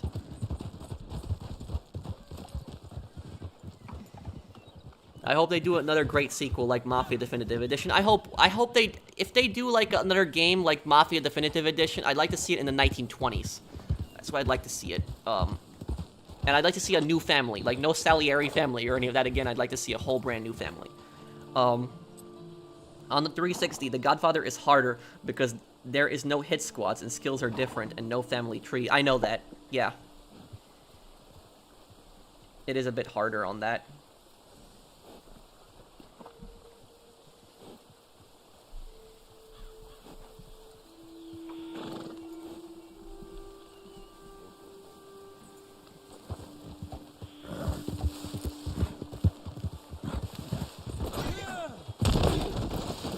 I have a question. Was grinding hard for you when you first played GTA 5, or did you managed? I'm assuming that's the word that you're trying to say at the end. Oh, you finished it. Okay, TMC. Oh, my moonshine's done too. I might as well go sell that.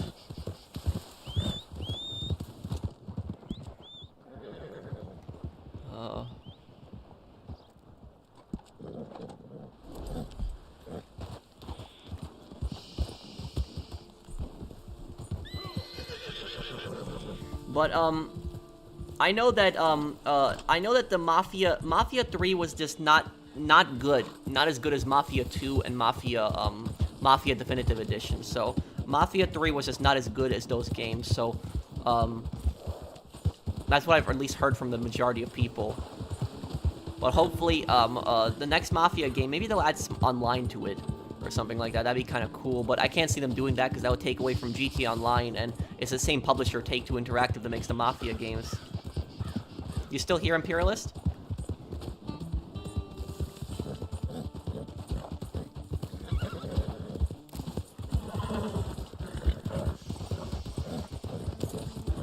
Do I have any tips on how to get the Tekka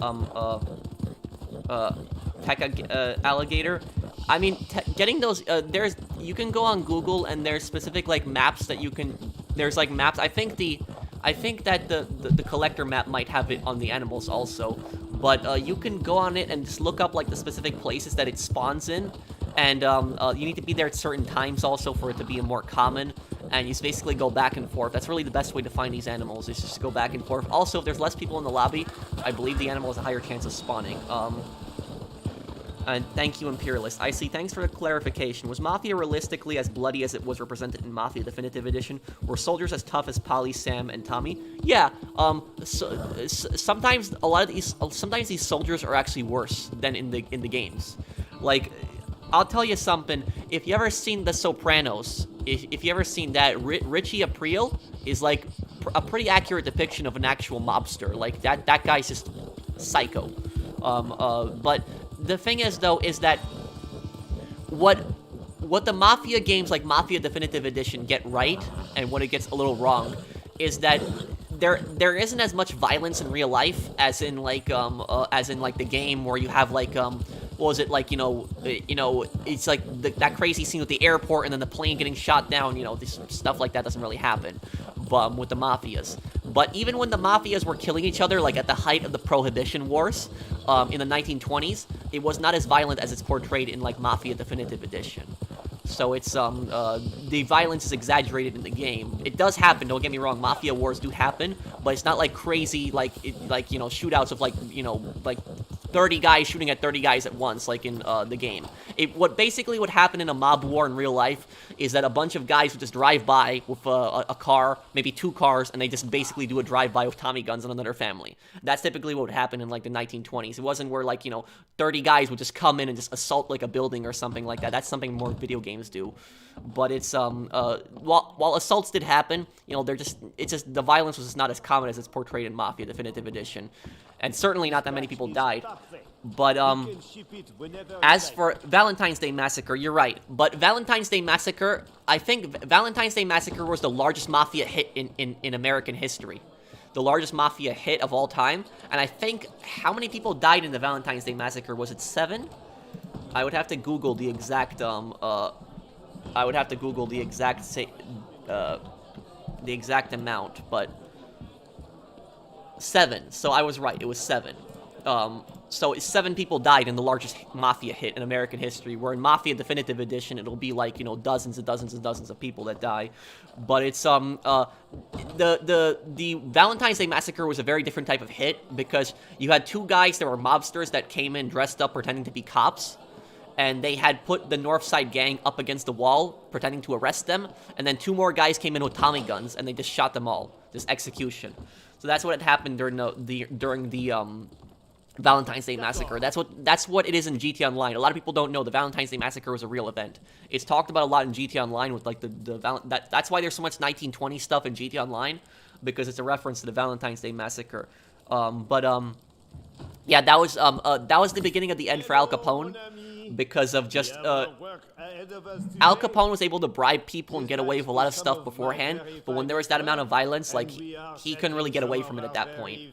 And also, Al Capone was kind of stupid in his own way, that Al Capone was kind of a celebrity gangster. He would constantly give interviews, he would like appearing in the media, he liked giving himself attention. In today's day and age, no gangster likes giving interviews, no gangster likes appearing in the media, but Al Capone was different, and so eventually all of this attention got up to him, and the government got him on, was a tax evasion. But, you know, so Mafia Definitive Edition, it over-exaggerates the violence in the Mafia wars, but for good reason, because if the game only had, like, very few amounts of violence in it, it would be boring to a lot of players. But, what Mafia Definitive Edition, about Mafia Definitive Edition is there's very few people that are actual friends in, like, the Mafia. Like, people might call themselves friends, they might call themselves brothers, you know, stuff like that, but in reality, they only care about themselves, and they care about making money. There's very actual, true friends. Like, would these guys, like, not rat on each other? Like, these guys take this oath that they're not gonna rat on each other, but the second that they get arrested, they'll just all turn on each other. So that's the thing is. And look at what happened with, like, Salieri, for example, in, like, Mafia Definitive Edition. That was, like, a perfect example of that. Is that, look, Tommy spent years working for Salieri. He saved Salieri's life at the restaurant. And how did Salieri pay him? Salieri screwed him over. He made him go into this dangerous situation, and he didn't even tell them that they were smuggling drugs. That's what it was at the place, and he cut them out of the profits of that too. So Salieri pretty much screwed over his own guys with that. So he put his guys in harm's way without telling them the real reason they're going there, and then he lied about what they were really carrying. So it's can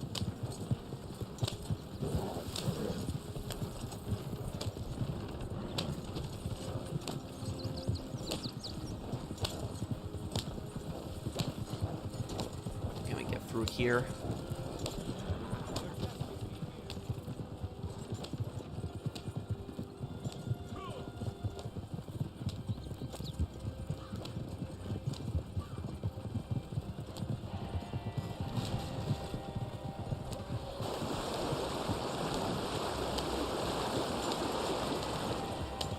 But one of the craziest mobsters that ever existed was a man called Jaime Weiss, if anybody knows who he is, in the 1920s. And Jaime Weiss was actually originally from Poland, so that's what a lot of people don't know about him. And I really don't like how a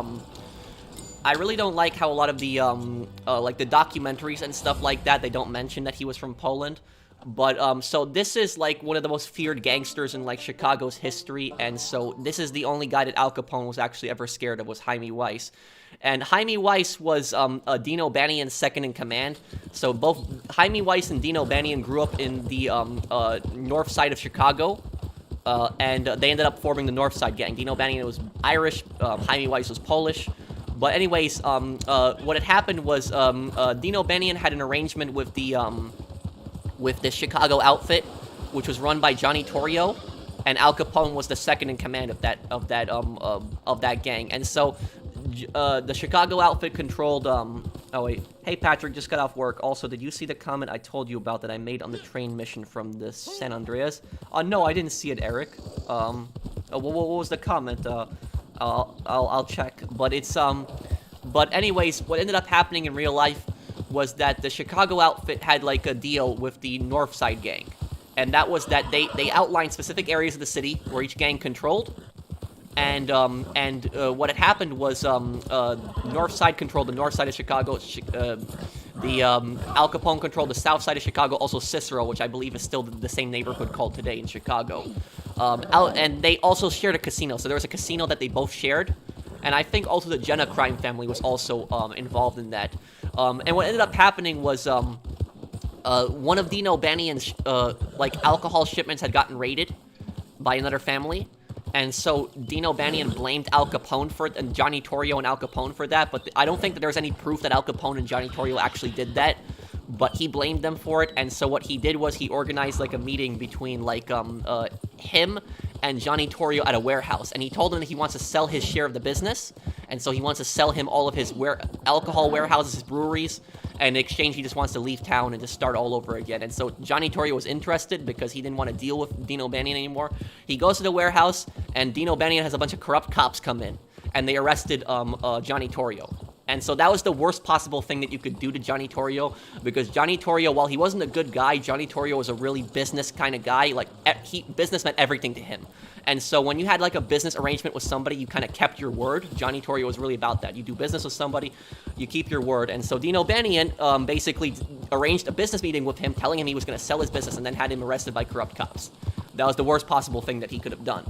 And so then Johnny Torrio had, like, 2 hitmen go to Dino Bannion's flower shop, because he owned a flower shop, and one of the hitmen shaked Dino Bannion's hand, and then shot Dino Bannion in the head. And so Dino Bannion died. Then Jaime Weiss took over, who was Dino Bannion's second in command. He wages a full-scale war on Johnny Torrio and Al Capone. He ends up shooting Johnny Torrio. Johnny Torrio gets shot a bunch of times. He says that he doesn't want to get involved in crime anymore, and he wants to retire to Italy. So he was just sick of it. He was sick of the violence. He didn't want to deal with it anymore. He gave the business to Al Capone. That's how Al Capone ended up taking over. Now, Jaime Weiss was a really scary gangster. If you want to know how scary he was, he drove up to Al Capone's hotel with, like, 3 cars, and all of his guys got out with Tommy guns and just shot the place up like crazy. Like, it was like, they fired, I think, like 400 rounds into the place, but I don't think anybody actually died. So they shot up his hotel like crazy, and then they drove away. And so that's how many bullets that Jaime Weiss and his guys fired at Al Capone's hotel. But that scene was kind of recreated in the Mafia Definitive Edition. In the Mafia Definitive Edition, when Salieri and, like, Tommy are eating, and then the Mafia hit squad comes up and just shoots the place up. That kind of happened in real life, but, like, I don't think anybody died in real life. It was just they just pulled up and just shot the place up like crazy. But that was what happened. Yeah, I know a lot about the gangsters in Chicago in the 1920s. I read a lot of their history and stuff. And so that was it. And if you want to know what happened to Jaime Weiss, Jaime Weiss ends up dying eventually. Is Al Capone's guys took over, like, an abandoned building that was across the street from Dino Bannion's flower shop, and when Jaime Weiss was coming outside, they gunned him down from the 2nd floor with machine guns. I think they used a Thompson in a bar. I think that's what they killed him with. So that's how Jaime Weiss met his end. But Jaime Weiss was the only guy that Al Capone was actually scared of. Like, he was never scared of anybody else except Jaime Weiss. But that's part of history that they don't tell you about, that, like, you know, one of Chicago's most fearsome gangsters was actually Polish. I'm not saying that it's a good thing, but a lot of times they leave that out, that, like, the one guy that, like, made Al Capone, like, really scared wasn't even an Italian gangster, it was a Polish gangster.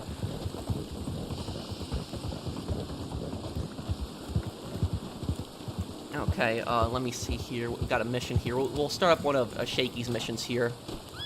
But if you guys want to hear me, like, talk about, like, the history of the Mafia and stuff like that, look up my video. I'm going to put it in the lore playlist soon. It's called What Was the Valentine's Day Massacre? And I talk about that whole thing in, like, detail.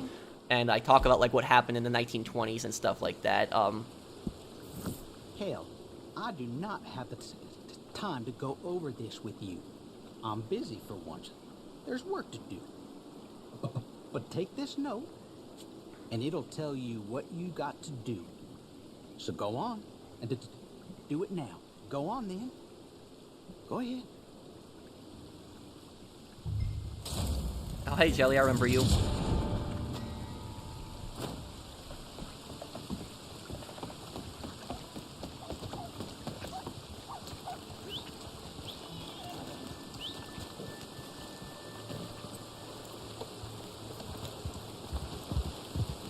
You're a good historian. Thank you, man. Oh, great. Ow. Fell off there.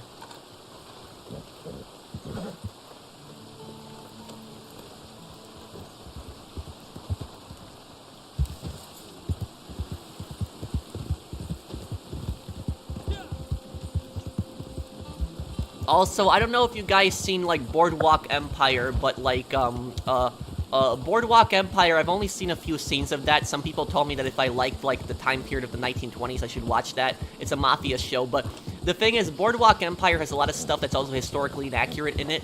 There's GTA San Andreas Part 3. I made a comment, and it's kind of long. Please take a look at it when able to. Okay, on the definitive edition, right?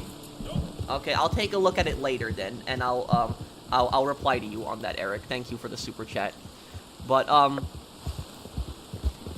do you guys remember that scene in the in Boardwalk Empire? Anybody that's seen it? I don't remember the characters' names. The only thing that I remember is that Al Capone was involved, but it was like one of Al Capone's friends. I think he was his accountant or somebody that was involved in the business. He was at a bar, and then he got beat up by like one of the Northside Gang's guys, and so then Al Capone like asks him like, what happened? And he tells him that the guy like beat him up and called him fat and stuff like that, and so Al Capone gets pissed off, and he goes on over to the bar and just beats the crap out of the guy, killing him, and then he throws like a bunch of money and then just says like, oh, pay for his funeral or whatever. That scene happened in real life, but it was very different than in the that was shown in the TV show. Because in real life, Al Capone just came up behind him and shot him 2 times in the face with like a revolver and killed him. And then I think he threw the money and then said pay for his funeral. But in the TV show, Al Capone just beats him to death. So in the TV show, he beats him to death, but in real life, he shot him 2 times in the head. So it was just some of these scenes are like exaggerated on what actually happened. So like they put the beat down in, like, you know, I guess to boost ratings and stuff like that. You know, you see Al Capone beating somebody to death and stuff like that. I guess it makes the scene more dramatic than shooting somebody in the face. But in real life, he just shot and killed him. He didn't like beat him up like in the show.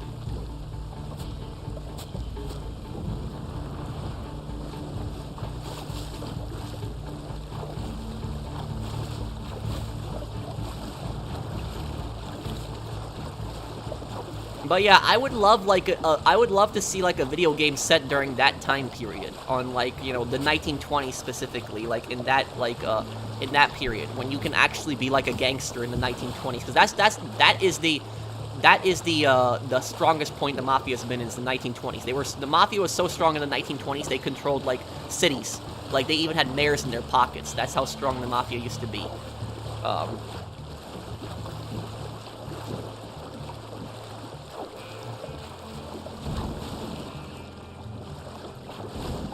Also, here's a fun fact for you guys. You guys know in GTA Online, on the Valentine's Day Massacre, when they have the gun, the Tommy gun is called the Gusenberg Sweeper. The reason that the Tommy gun is actually called the Gusenberg Sweeper in GTA Online is because Frank Gusenberg is the only guy that actually survived the Valentine's Day Massacre. So he was shot, because they used Tommy guns in that massacre. He was shot a bunch of times, but he survived, and he was taken to the hospital, and he refused to tell the police who did it, and then he died a few days later. And so that's why it's called the Gusenberg Sweeper, because Gusenberg is the only guy that survived, but he died a few days later.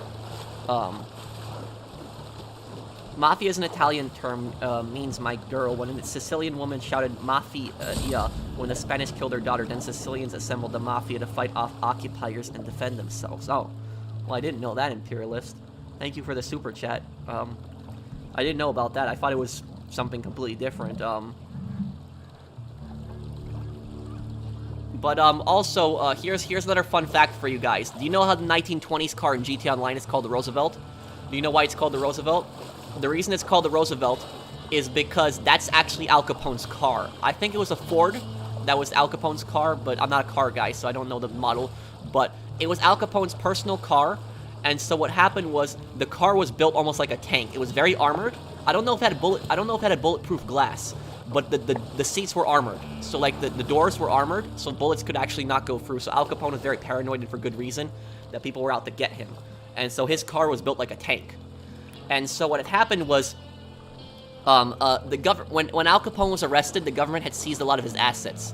And one of the things that they seized was his car. And so what happened is, during World War II, when Japan actually attacked America during Pearl Harbor. The day after Pearl Harbor, December 8th, President Roosevelt was trying to get from the White House to the Capitol building so he could deliver his speech declaring war against Japan. And the government, the Secret Service, were paranoid that the Japanese had spies in the Capitol and they were going to try to assassinate Roosevelt. And so they didn't have anything that they could properly, they didn't have a vehicle they could send him in that would ensure his safety. And so they looked and they said they had Al Capone's car. And so they took Roosevelt in Al Capone's car to the Capitol building. So President Roosevelt was driven by Al Capone's car to the Capitol building because it was bulletproof. So that if there was any Japanese spies, they couldn't kill him. I don't think there was any Japanese spies that were out to get him, but that was only for his own protection. And so that's why it's called the Roosevelt, because it was Al Capone's car, but it also transported Roosevelt to the Capitol building. So that's why it's But in GTA, you would think the car in GTA Online would be bulletproof, but it's not. So it's in GTA Online, the car can get shot up and blown up pretty quickly. But in real life, the car was pretty bulletproof. It was pretty armored. I don't know if it would stop modern ammo, but it was very armored for the time. You listen to rap? If so, what is your top 5? Not really. I listen to all types of music, but the rappers that I do like is I like 50 Cent and Eminem. 50 Cent is probably my favorite rapper. I don't even know most of his songs, but I do like them when I hear them. So I like 50 Cent, and I liked Eminem. I also liked Run DMC, but that was like the 90s. Thank you, D10 for the super chat. Okay, when this gets to like 6 minutes here, I guess I'll deliver this here.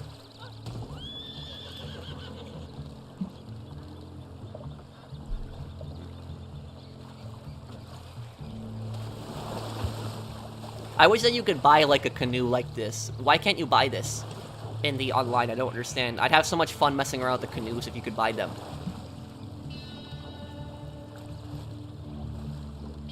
Where's my skull? Yup, that's from 50 Cent Blood on the Sand. I'll do that game one day.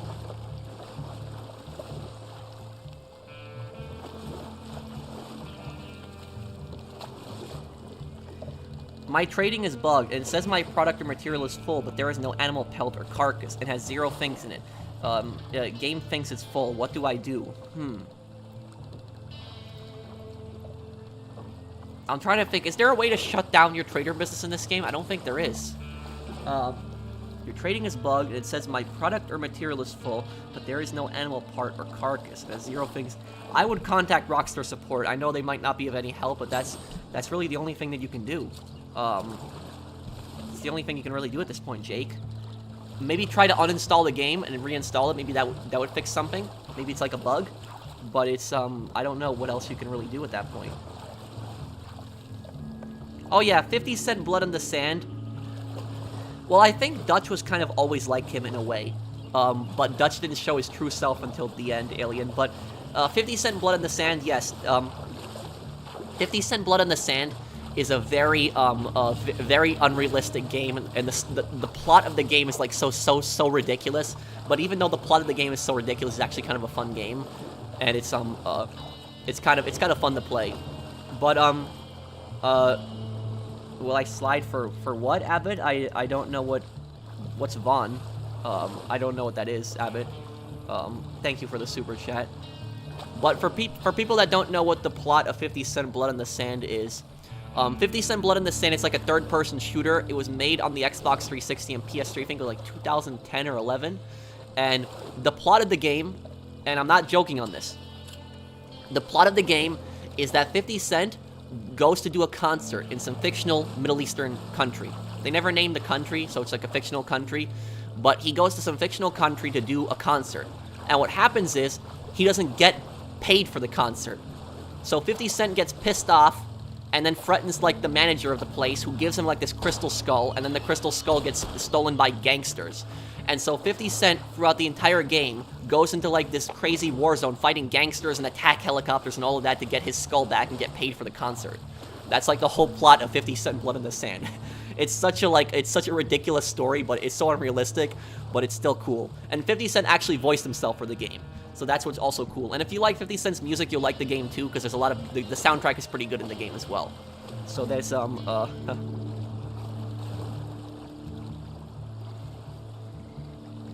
If you uninstall the game, do I have to buy the game or start over the story? Or online? No, you shouldn't. Your online progress is saved by the servers, I believe. And, if you own the game, they're not going to charge you again if you delete it. If you want to reinstall it, it'll be free because you bought it already. What do you think about the Yakuza series? Will you play it at some point? Yeah, I could possibly play it. I don't know when, but I'll play it one day. Okay, when it gets to 4 minutes, he'll deliver this boat.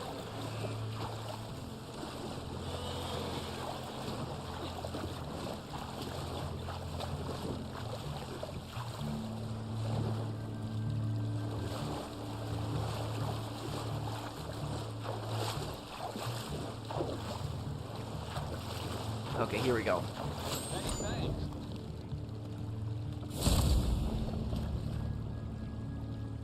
Michael's betrayal to his friends to get closer to his family is justified or not. Are you talking about GTA 5? I don't know, because it's like if the FBI or the FIB, I should say, if they didn't know what if they didn't know like Michael's first and last name, Michael should have just told Trevor, I'm done with this. You know, I want to go and be with my family. I don't want to participate in this. And he should have told them, if you guys want to keep doing this, go ahead, but I'm not going to get involved in this anymore. That's probably what Michael should have done. He probably should have left the state and everything. And Trevor, while he wouldn't have been happy, at least they would have been somewhat on good terms. It's much better than what he did, where he just basically screwed them over. He got Brad killed, and then he had he almost got Trevor arrested and killed. So that was that. Please do save GTA Online stream. I'll do a GTA Online stream when the next update comes out, and I'll do a stream on GTA 5 when I'm completing 100% completion. Shouldn't it pay you more when you deliver it faster? Common sense that Rockstar isn't aware of. Yup, you're right, Imperialist, and it should, but unfortunately, you're trying to talk common sense to Rockstar. That's not going to work.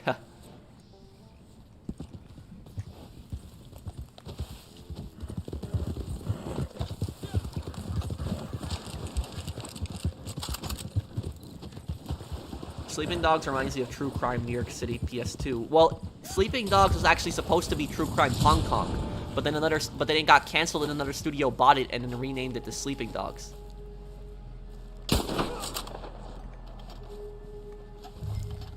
What, I didn't kill him?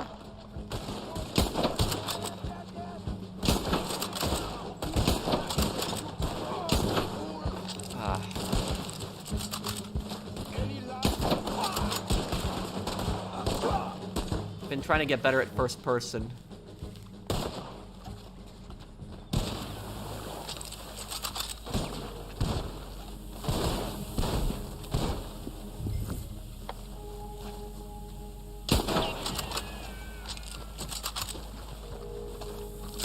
Whoa.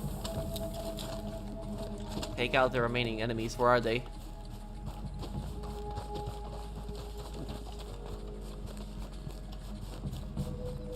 I think the enemy's bugged out. Oh no, I did that again. We just have to ride away from the area and the mission will like go away. Okay.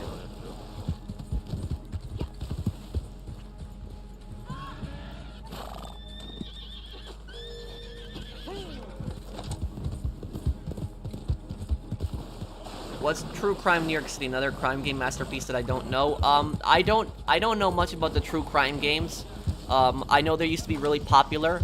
But the true crime game is basically like where you play as like kind of an undercover cop when you're going after a gang. And so it's a really good game. That's the only thing I really know about it. My friend Wilsey, he runs another YouTube channel. He does playthroughs mostly. He did a whole series on true crime games. I know that. Thank you, Imperialist, for the super chat. I should probably play them one day. Your posse abandoned the job. No, the job abandoned us.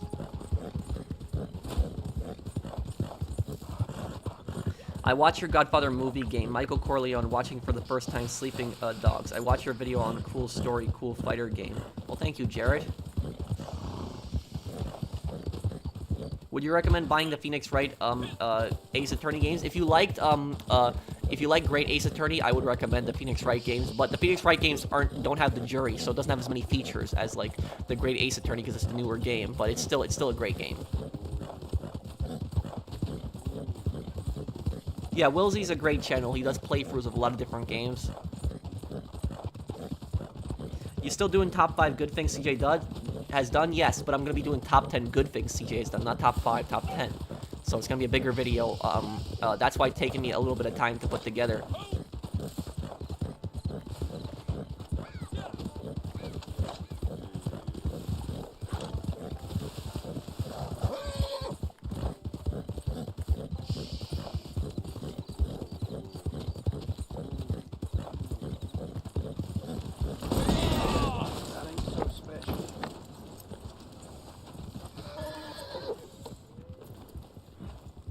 What character is the funniest in the GTA series? I don't know, maybe Trevor? You know, even though the story in GTA 5 wasn't as strong, I would say that he's it definitely had some really funny moments in it. What about Lamar? Lamar, yeah, he's pretty funny too.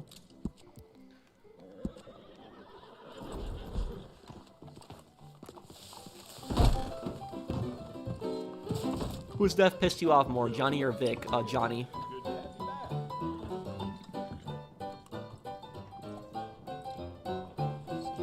Well, some of the fences you can go through with the horse.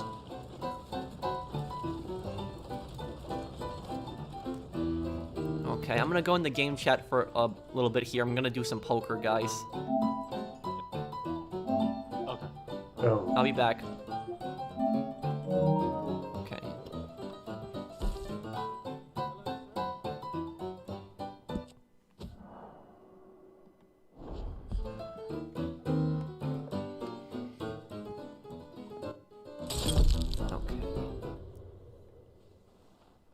I thought OG Loke was more annoying than funny, honestly. Yeah, I could do something like that one day, Mason.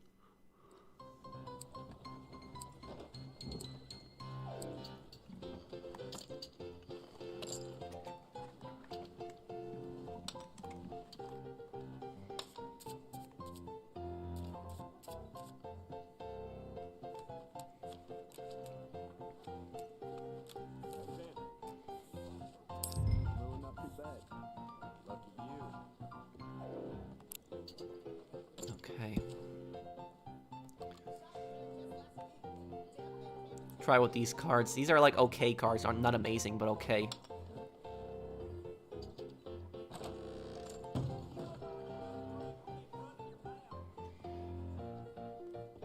Why aren't the Sindacos in GTA 3? Because they got wiped out in Liberty City Stories. Their boss got killed and were all destroyed. There's nothing left of them.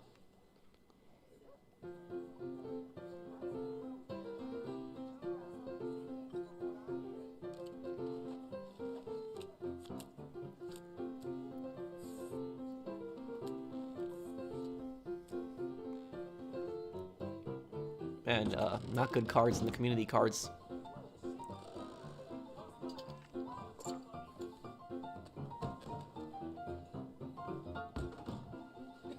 Why do you think Rockstar did Johnny Klebitz so dirty? Because they were trying to introduce Trevor as a new character, and I thought that they probably thought the way to grab their audience's attention was probably to kill off a beloved character, and so I think they went about it the wrong way. Business as usual, then. Wow. Okay.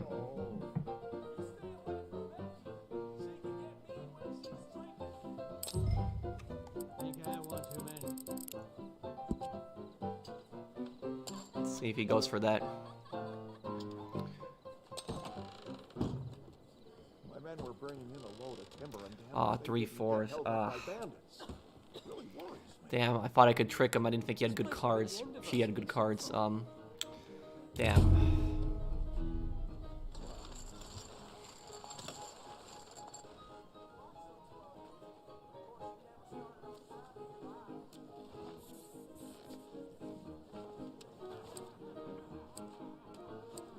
How do you think the other characters to CJ, Ryder, Sweet, Caesar, and others would react to Trevor Phillips if he did that, as he usually does in other games?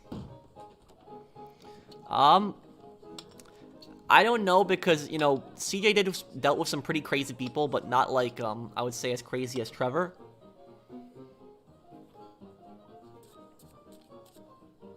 I don't know, it's a really good question. You'd have to really think about how the characters would deal with him.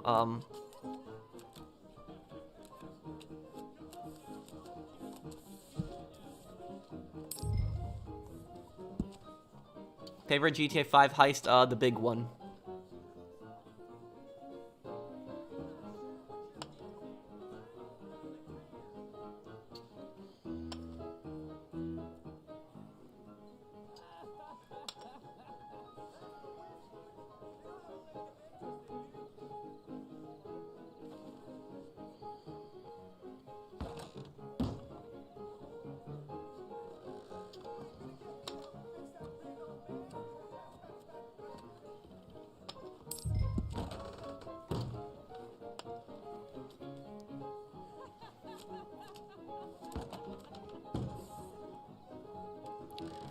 Great, nothing.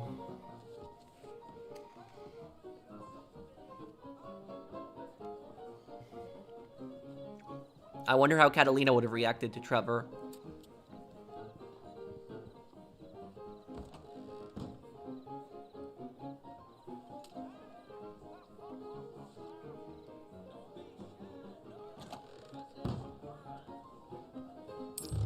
That gall lepers are something fierce. Can hardly be outside.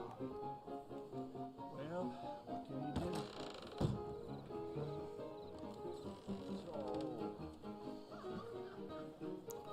Okay.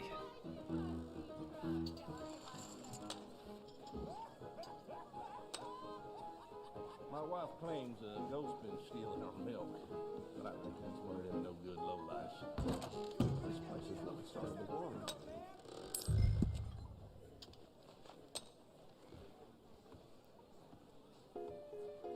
I hope I make it home. You know Marcus' girl, Sarah? Damn, nothing here. Somebody probably has a flush too. Town in a drinking contest. Yeah, someone probably has a flush.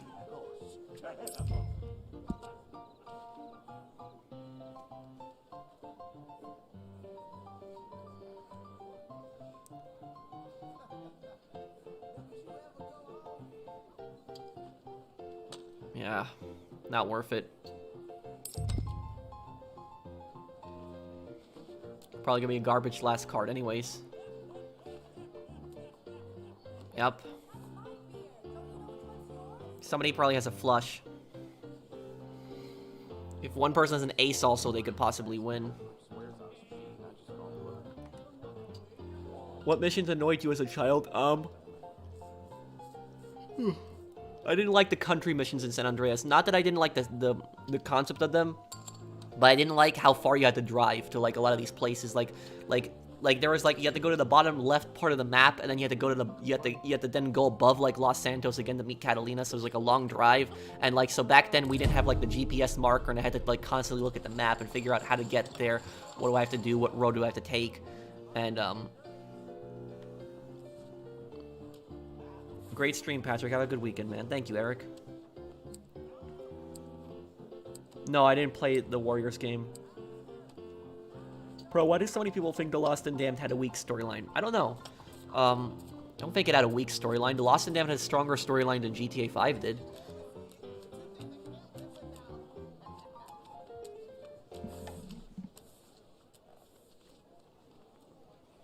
Okay.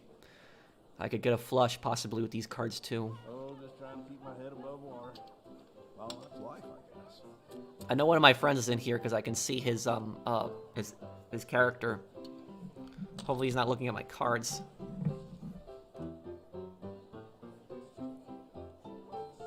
A lot of people are gonna fold. My men were bringing in a load of timber, and damned if they didn't get held up by bandits. It really worries me. What's happening to this place? Oh, I'm surprised everyone went in.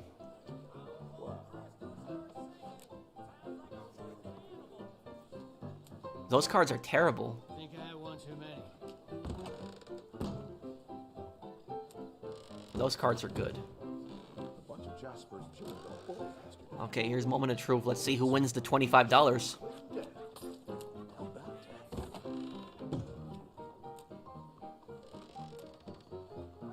that. Damn, again, she won it again. I was pissed about that mission, Mario. I hated that mission as a kid. That mission annoyed me so much. Vice City Stories, I remember it too.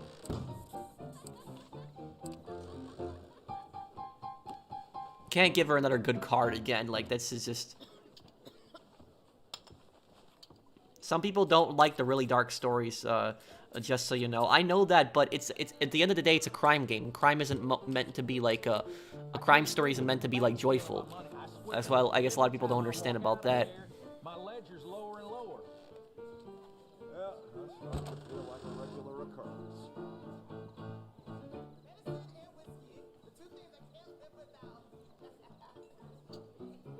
I haven't finished Mafia 3. People babbling on about this mask, some mystery, I don't know. Some folk will believe anything.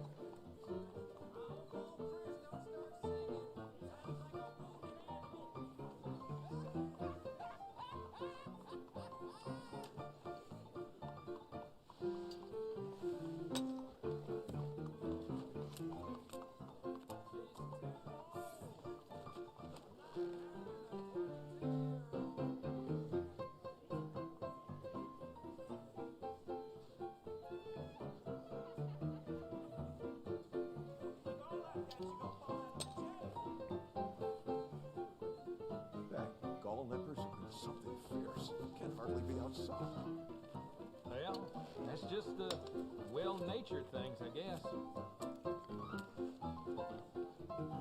Yeah, I think a lot of us hung out in the Vice City Mall. It was and that mall music is pretty nostalgic.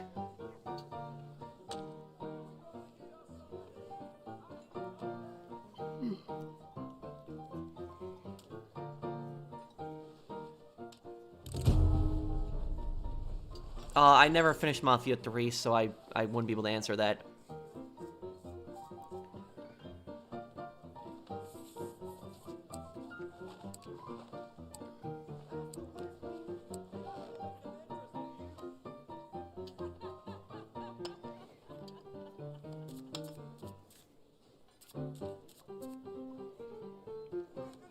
You believe this? Went to the shop looking for a new rifle, and there's hardly a gun that costs less than 2 weeks' wages. A nerve! Ooh. Okay. Might get something here.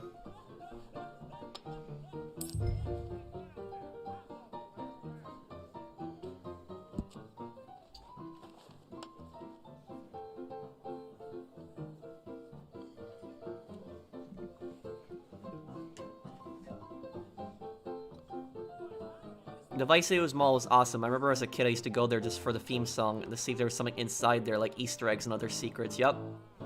The theme song is just so nostalgic. Like when you just hear that, you're just taken back to when you were a kid. Living in separate places. That's real hair in the butter right there. Naturally.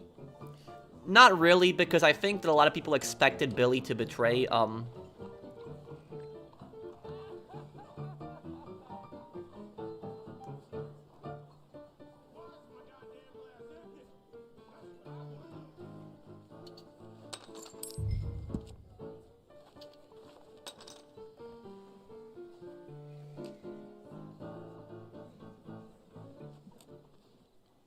he went in with those cards.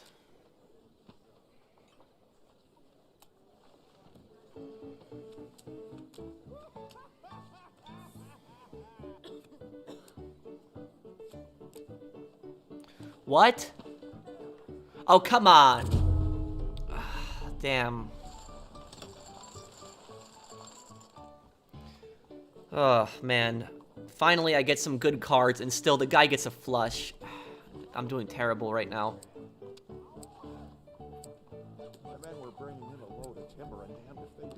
The quarry mission San Andreas, when I do 100%, I'll do them. Well, I ain't the least surprised.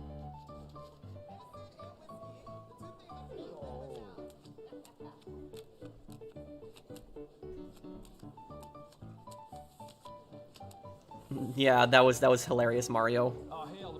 I like how Vic just stood up to Marty. Marty's such a scumbag.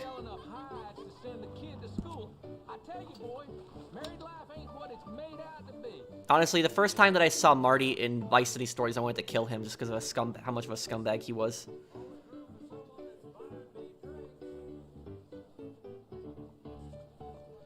Levi's crop short again. Wonder what they'll say this time. That's what they're saying.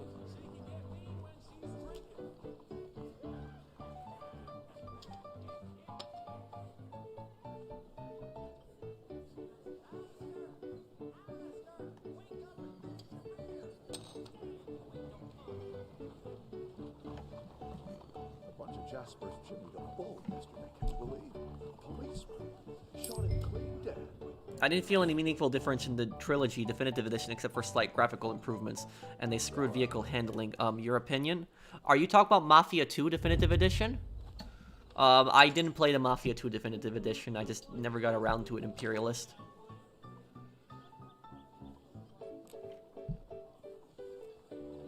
My favorite crime game is Saints Row 2.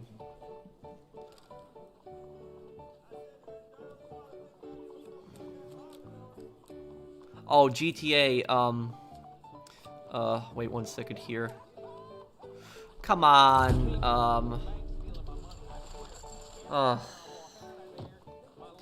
I get these good cards, and I get nothing matching. Like, it's just, I'm just getting such terrible luck. But, yeah, I saw your comment, GTAs. I think that GTA San Andreas was a disaster. I think it was. And I didn't really enjoy GTA San Andreas Definitive Edition. I wasn't able to enjoy it because of all the glitches. I know people, even though I wasn't enjoying it, I know people were enjoying my playthrough because they just liked watching me rage at the glitches. Because when I was playing, I didn't delete any of the footage of the glitches I encountered. I put that all in the playthrough, and I was just raging when I was encountering the glitches, and so people liked watching me rage at the glitches in San Andreas. But the Vice City and GTA 3 I enjoyed, though. I think that Vice City and GTA 3 Definitive Edition are better than the regular games. They're just better graphically looking. I just enjoyed them more. But and I also liked how Vice City and GTA 3 you could finally aim the assault rifles like on PC. I like that. But San Andreas, you know, just the glitches is what really, you know, did it for me. Especially in CJ Flew to the Island. Yep. And then Ryder kept saying, "I'm a genius," and he just flipped the boat. Like he killed himself. Like I didn't have to kill him. He killed himself before I could kill him, and it said mission complete. It was just, that's how broken the game was.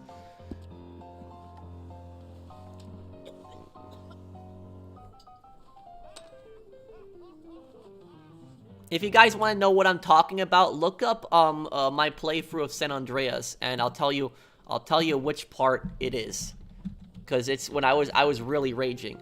Okay, go on my playthrough of San Andreas Definitive Edition and look up part 15. Part 15. These glitches are starting to really annoy me. That's the part that really was you know, I was raging at that point.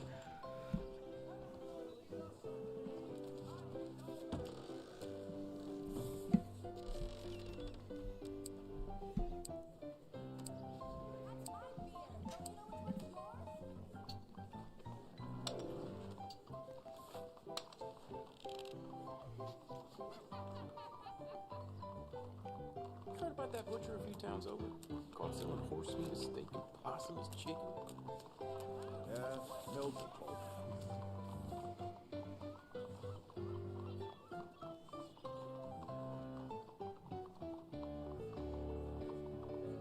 Yeah, I don't know what they were thinking with that Definitive Edition. It looked like Ryder used the Force from Carl Flew to the Island. What did you play Godfather on? I'm playing Godfather on my PC with a PS3 emulator, and I have the disc for the Don's Edition.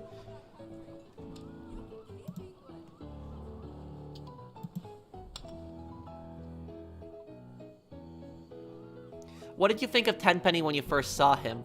I don't know. I didn't know what his true intentions were. You know, I think he was a bit of a mysterious character. Like, I knew he wasn't a good guy, but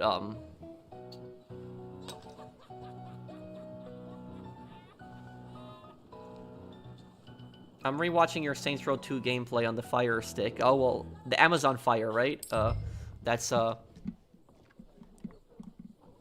I hope that you like it.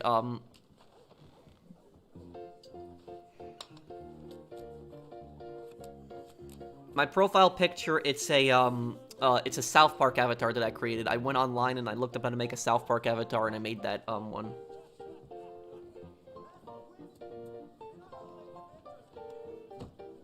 Will I do Saints Row 3? I don't know. Maybe. Saints Row 3 is an okay game, but I liked Saints Row 2 just so much better.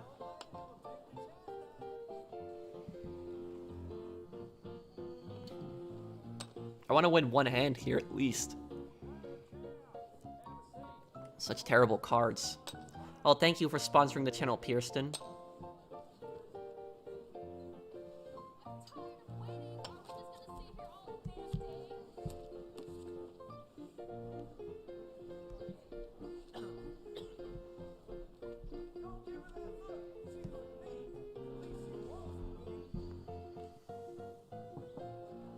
Yeah, people still play Reddit online.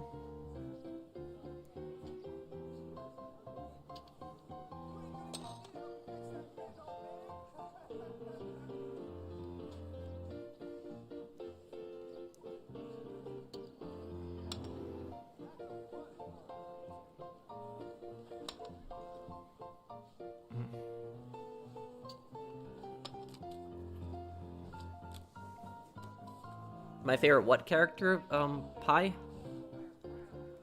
I'll stream for probably a few more minutes. Oh, that glitched, but I don't know. But the thing is, with Jizzy's with Jizzy's car, I had it where he would just hijack the pizza pizza delivery scooter. What about the Valentine Day bartender? No, Manuel. For the Godfather game, are you planning on getting the Dawn of New York City? Yes, I will.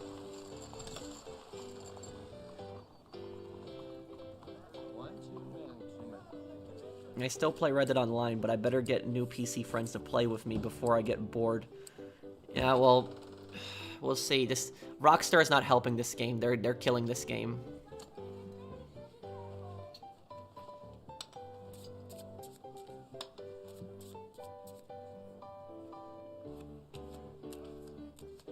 I literally tried so hard to like Saints Row 3, man. Why the heck did they let the Saints become celebrities and actors in the film shooting bananas? Yeah, I don't know why.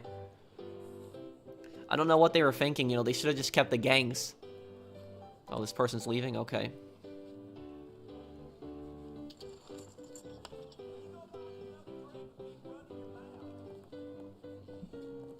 You sound tired a little bit, but I'm fine. Okay, I guess this will be the last time me going all in. See if I can win anything here. Queen and a 7. Did terrible this game. They should have had Dex as a main antagonist. Yeah, that probably would have been the best.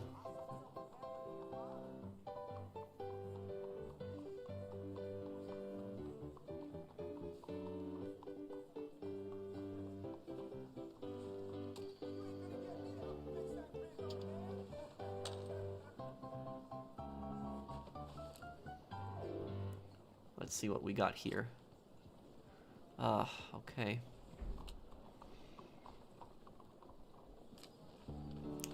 I really hope there's no aces. If there's a queen, I'll win. Come on, give me a queen. Okay, that's it. I'm done. Don't forget this. This is just it's just such. I don't have any matching cards. I've done how many hands, and I don't get one matching card. Like, come on. Like, no, I'm done with this game right now. It's just doing really bad. Now it's just that. Here you are. Reckon you've been traveling since last time. But I guess I'll probably be yeah. Yeah.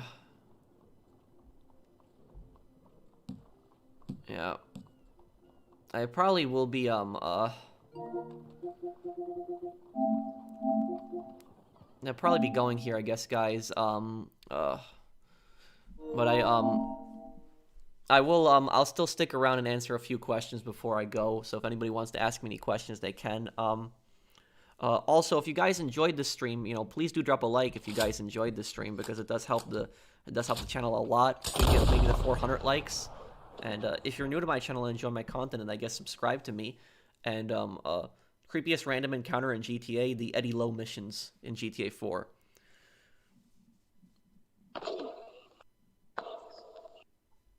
Yeah, I play Empire of Sin.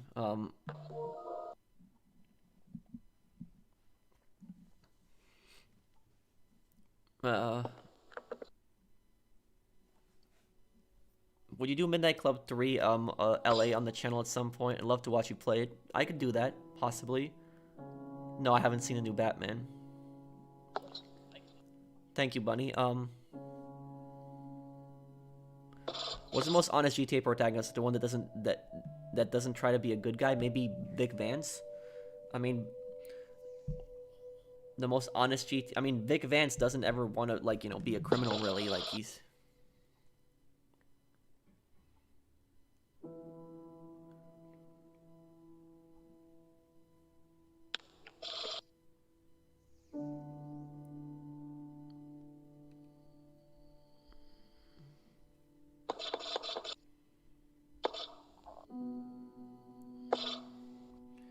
Can you tell us about the first time you played GTA 5 compared to the past ones?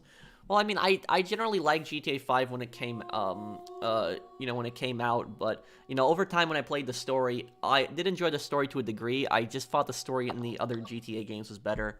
Like, San Andreas and GTA 4 had just much better stories than GTA 5. Thank you, David, for that super chat. What were you like, when you first saw the Saints Row reboot trailer.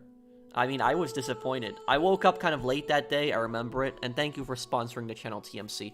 I woke up kind of late that day, kind of overslept. I woke up maybe like 3 p.m., so kind of late, and so I knew there was a Saints Row trailer, and so I checked my channel before I, did anything, and I looked at the comments on my channel, and people are going to say, you're going to be pissed, you're not going to like this, and then I'm like, oh boy, and so then I did a reaction to that, and it was just, I was like, what were they thinking,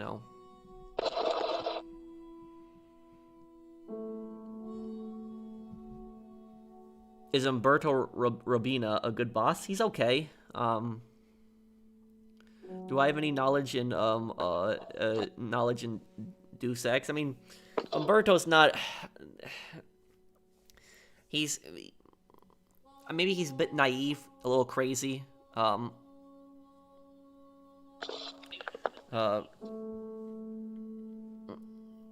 I know you're not sci-fi specific, but do they have any interest of knowledge in the Deus Ex series? Not really, no.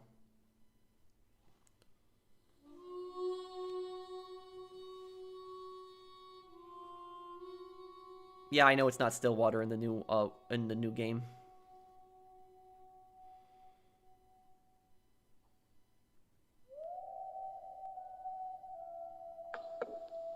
Does Dex or Julius compare to any GTA antagonist? I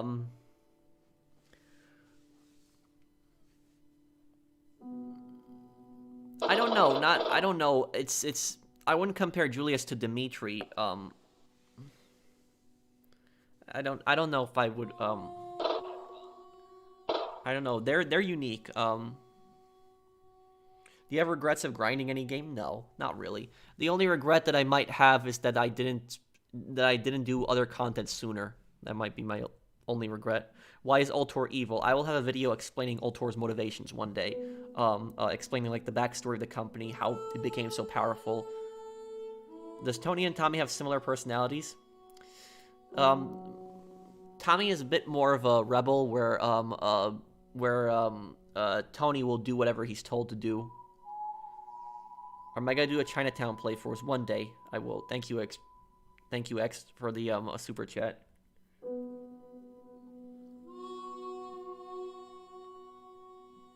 Funny story. I got GTA 4 because I got good grades and turned on my PS3 in front of my family. And that was that first cutscene got you in trouble. Can I play Call of Duty Modern Warfare 3? And yes, veteran child from Saints Row 2 was a moron. He had a good job too, as one of the most popular DJs, and he still wanted to get involved with these guys in the Somni. Yeah.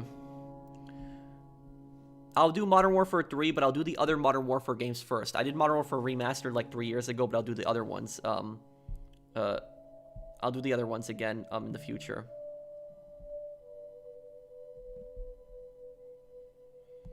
T-Bone was just a stone cold killer. What's the funniest ad in the GTA series? Maybe the internet ads in Liberty City Stories, when they talk about how evil the internet is, and they say that kids can learn how to make a nuclear bomb on the internet. Those were ads like that on Liberty City Stories.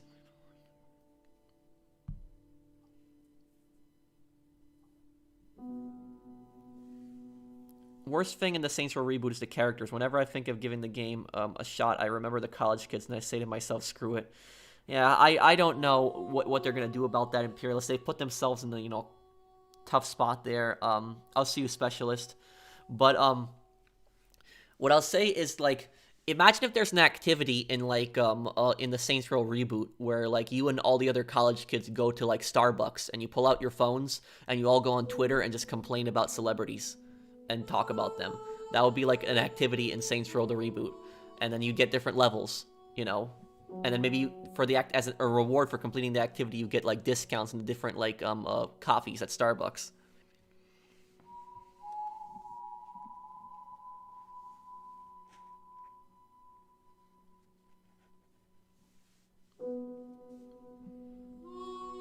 But I guess I'll be going here, guys. So thank you guys for everyone for watching, and if you enjoyed the stream, do drop a like. I don't know Alien. I haven't seen that movie, But I will.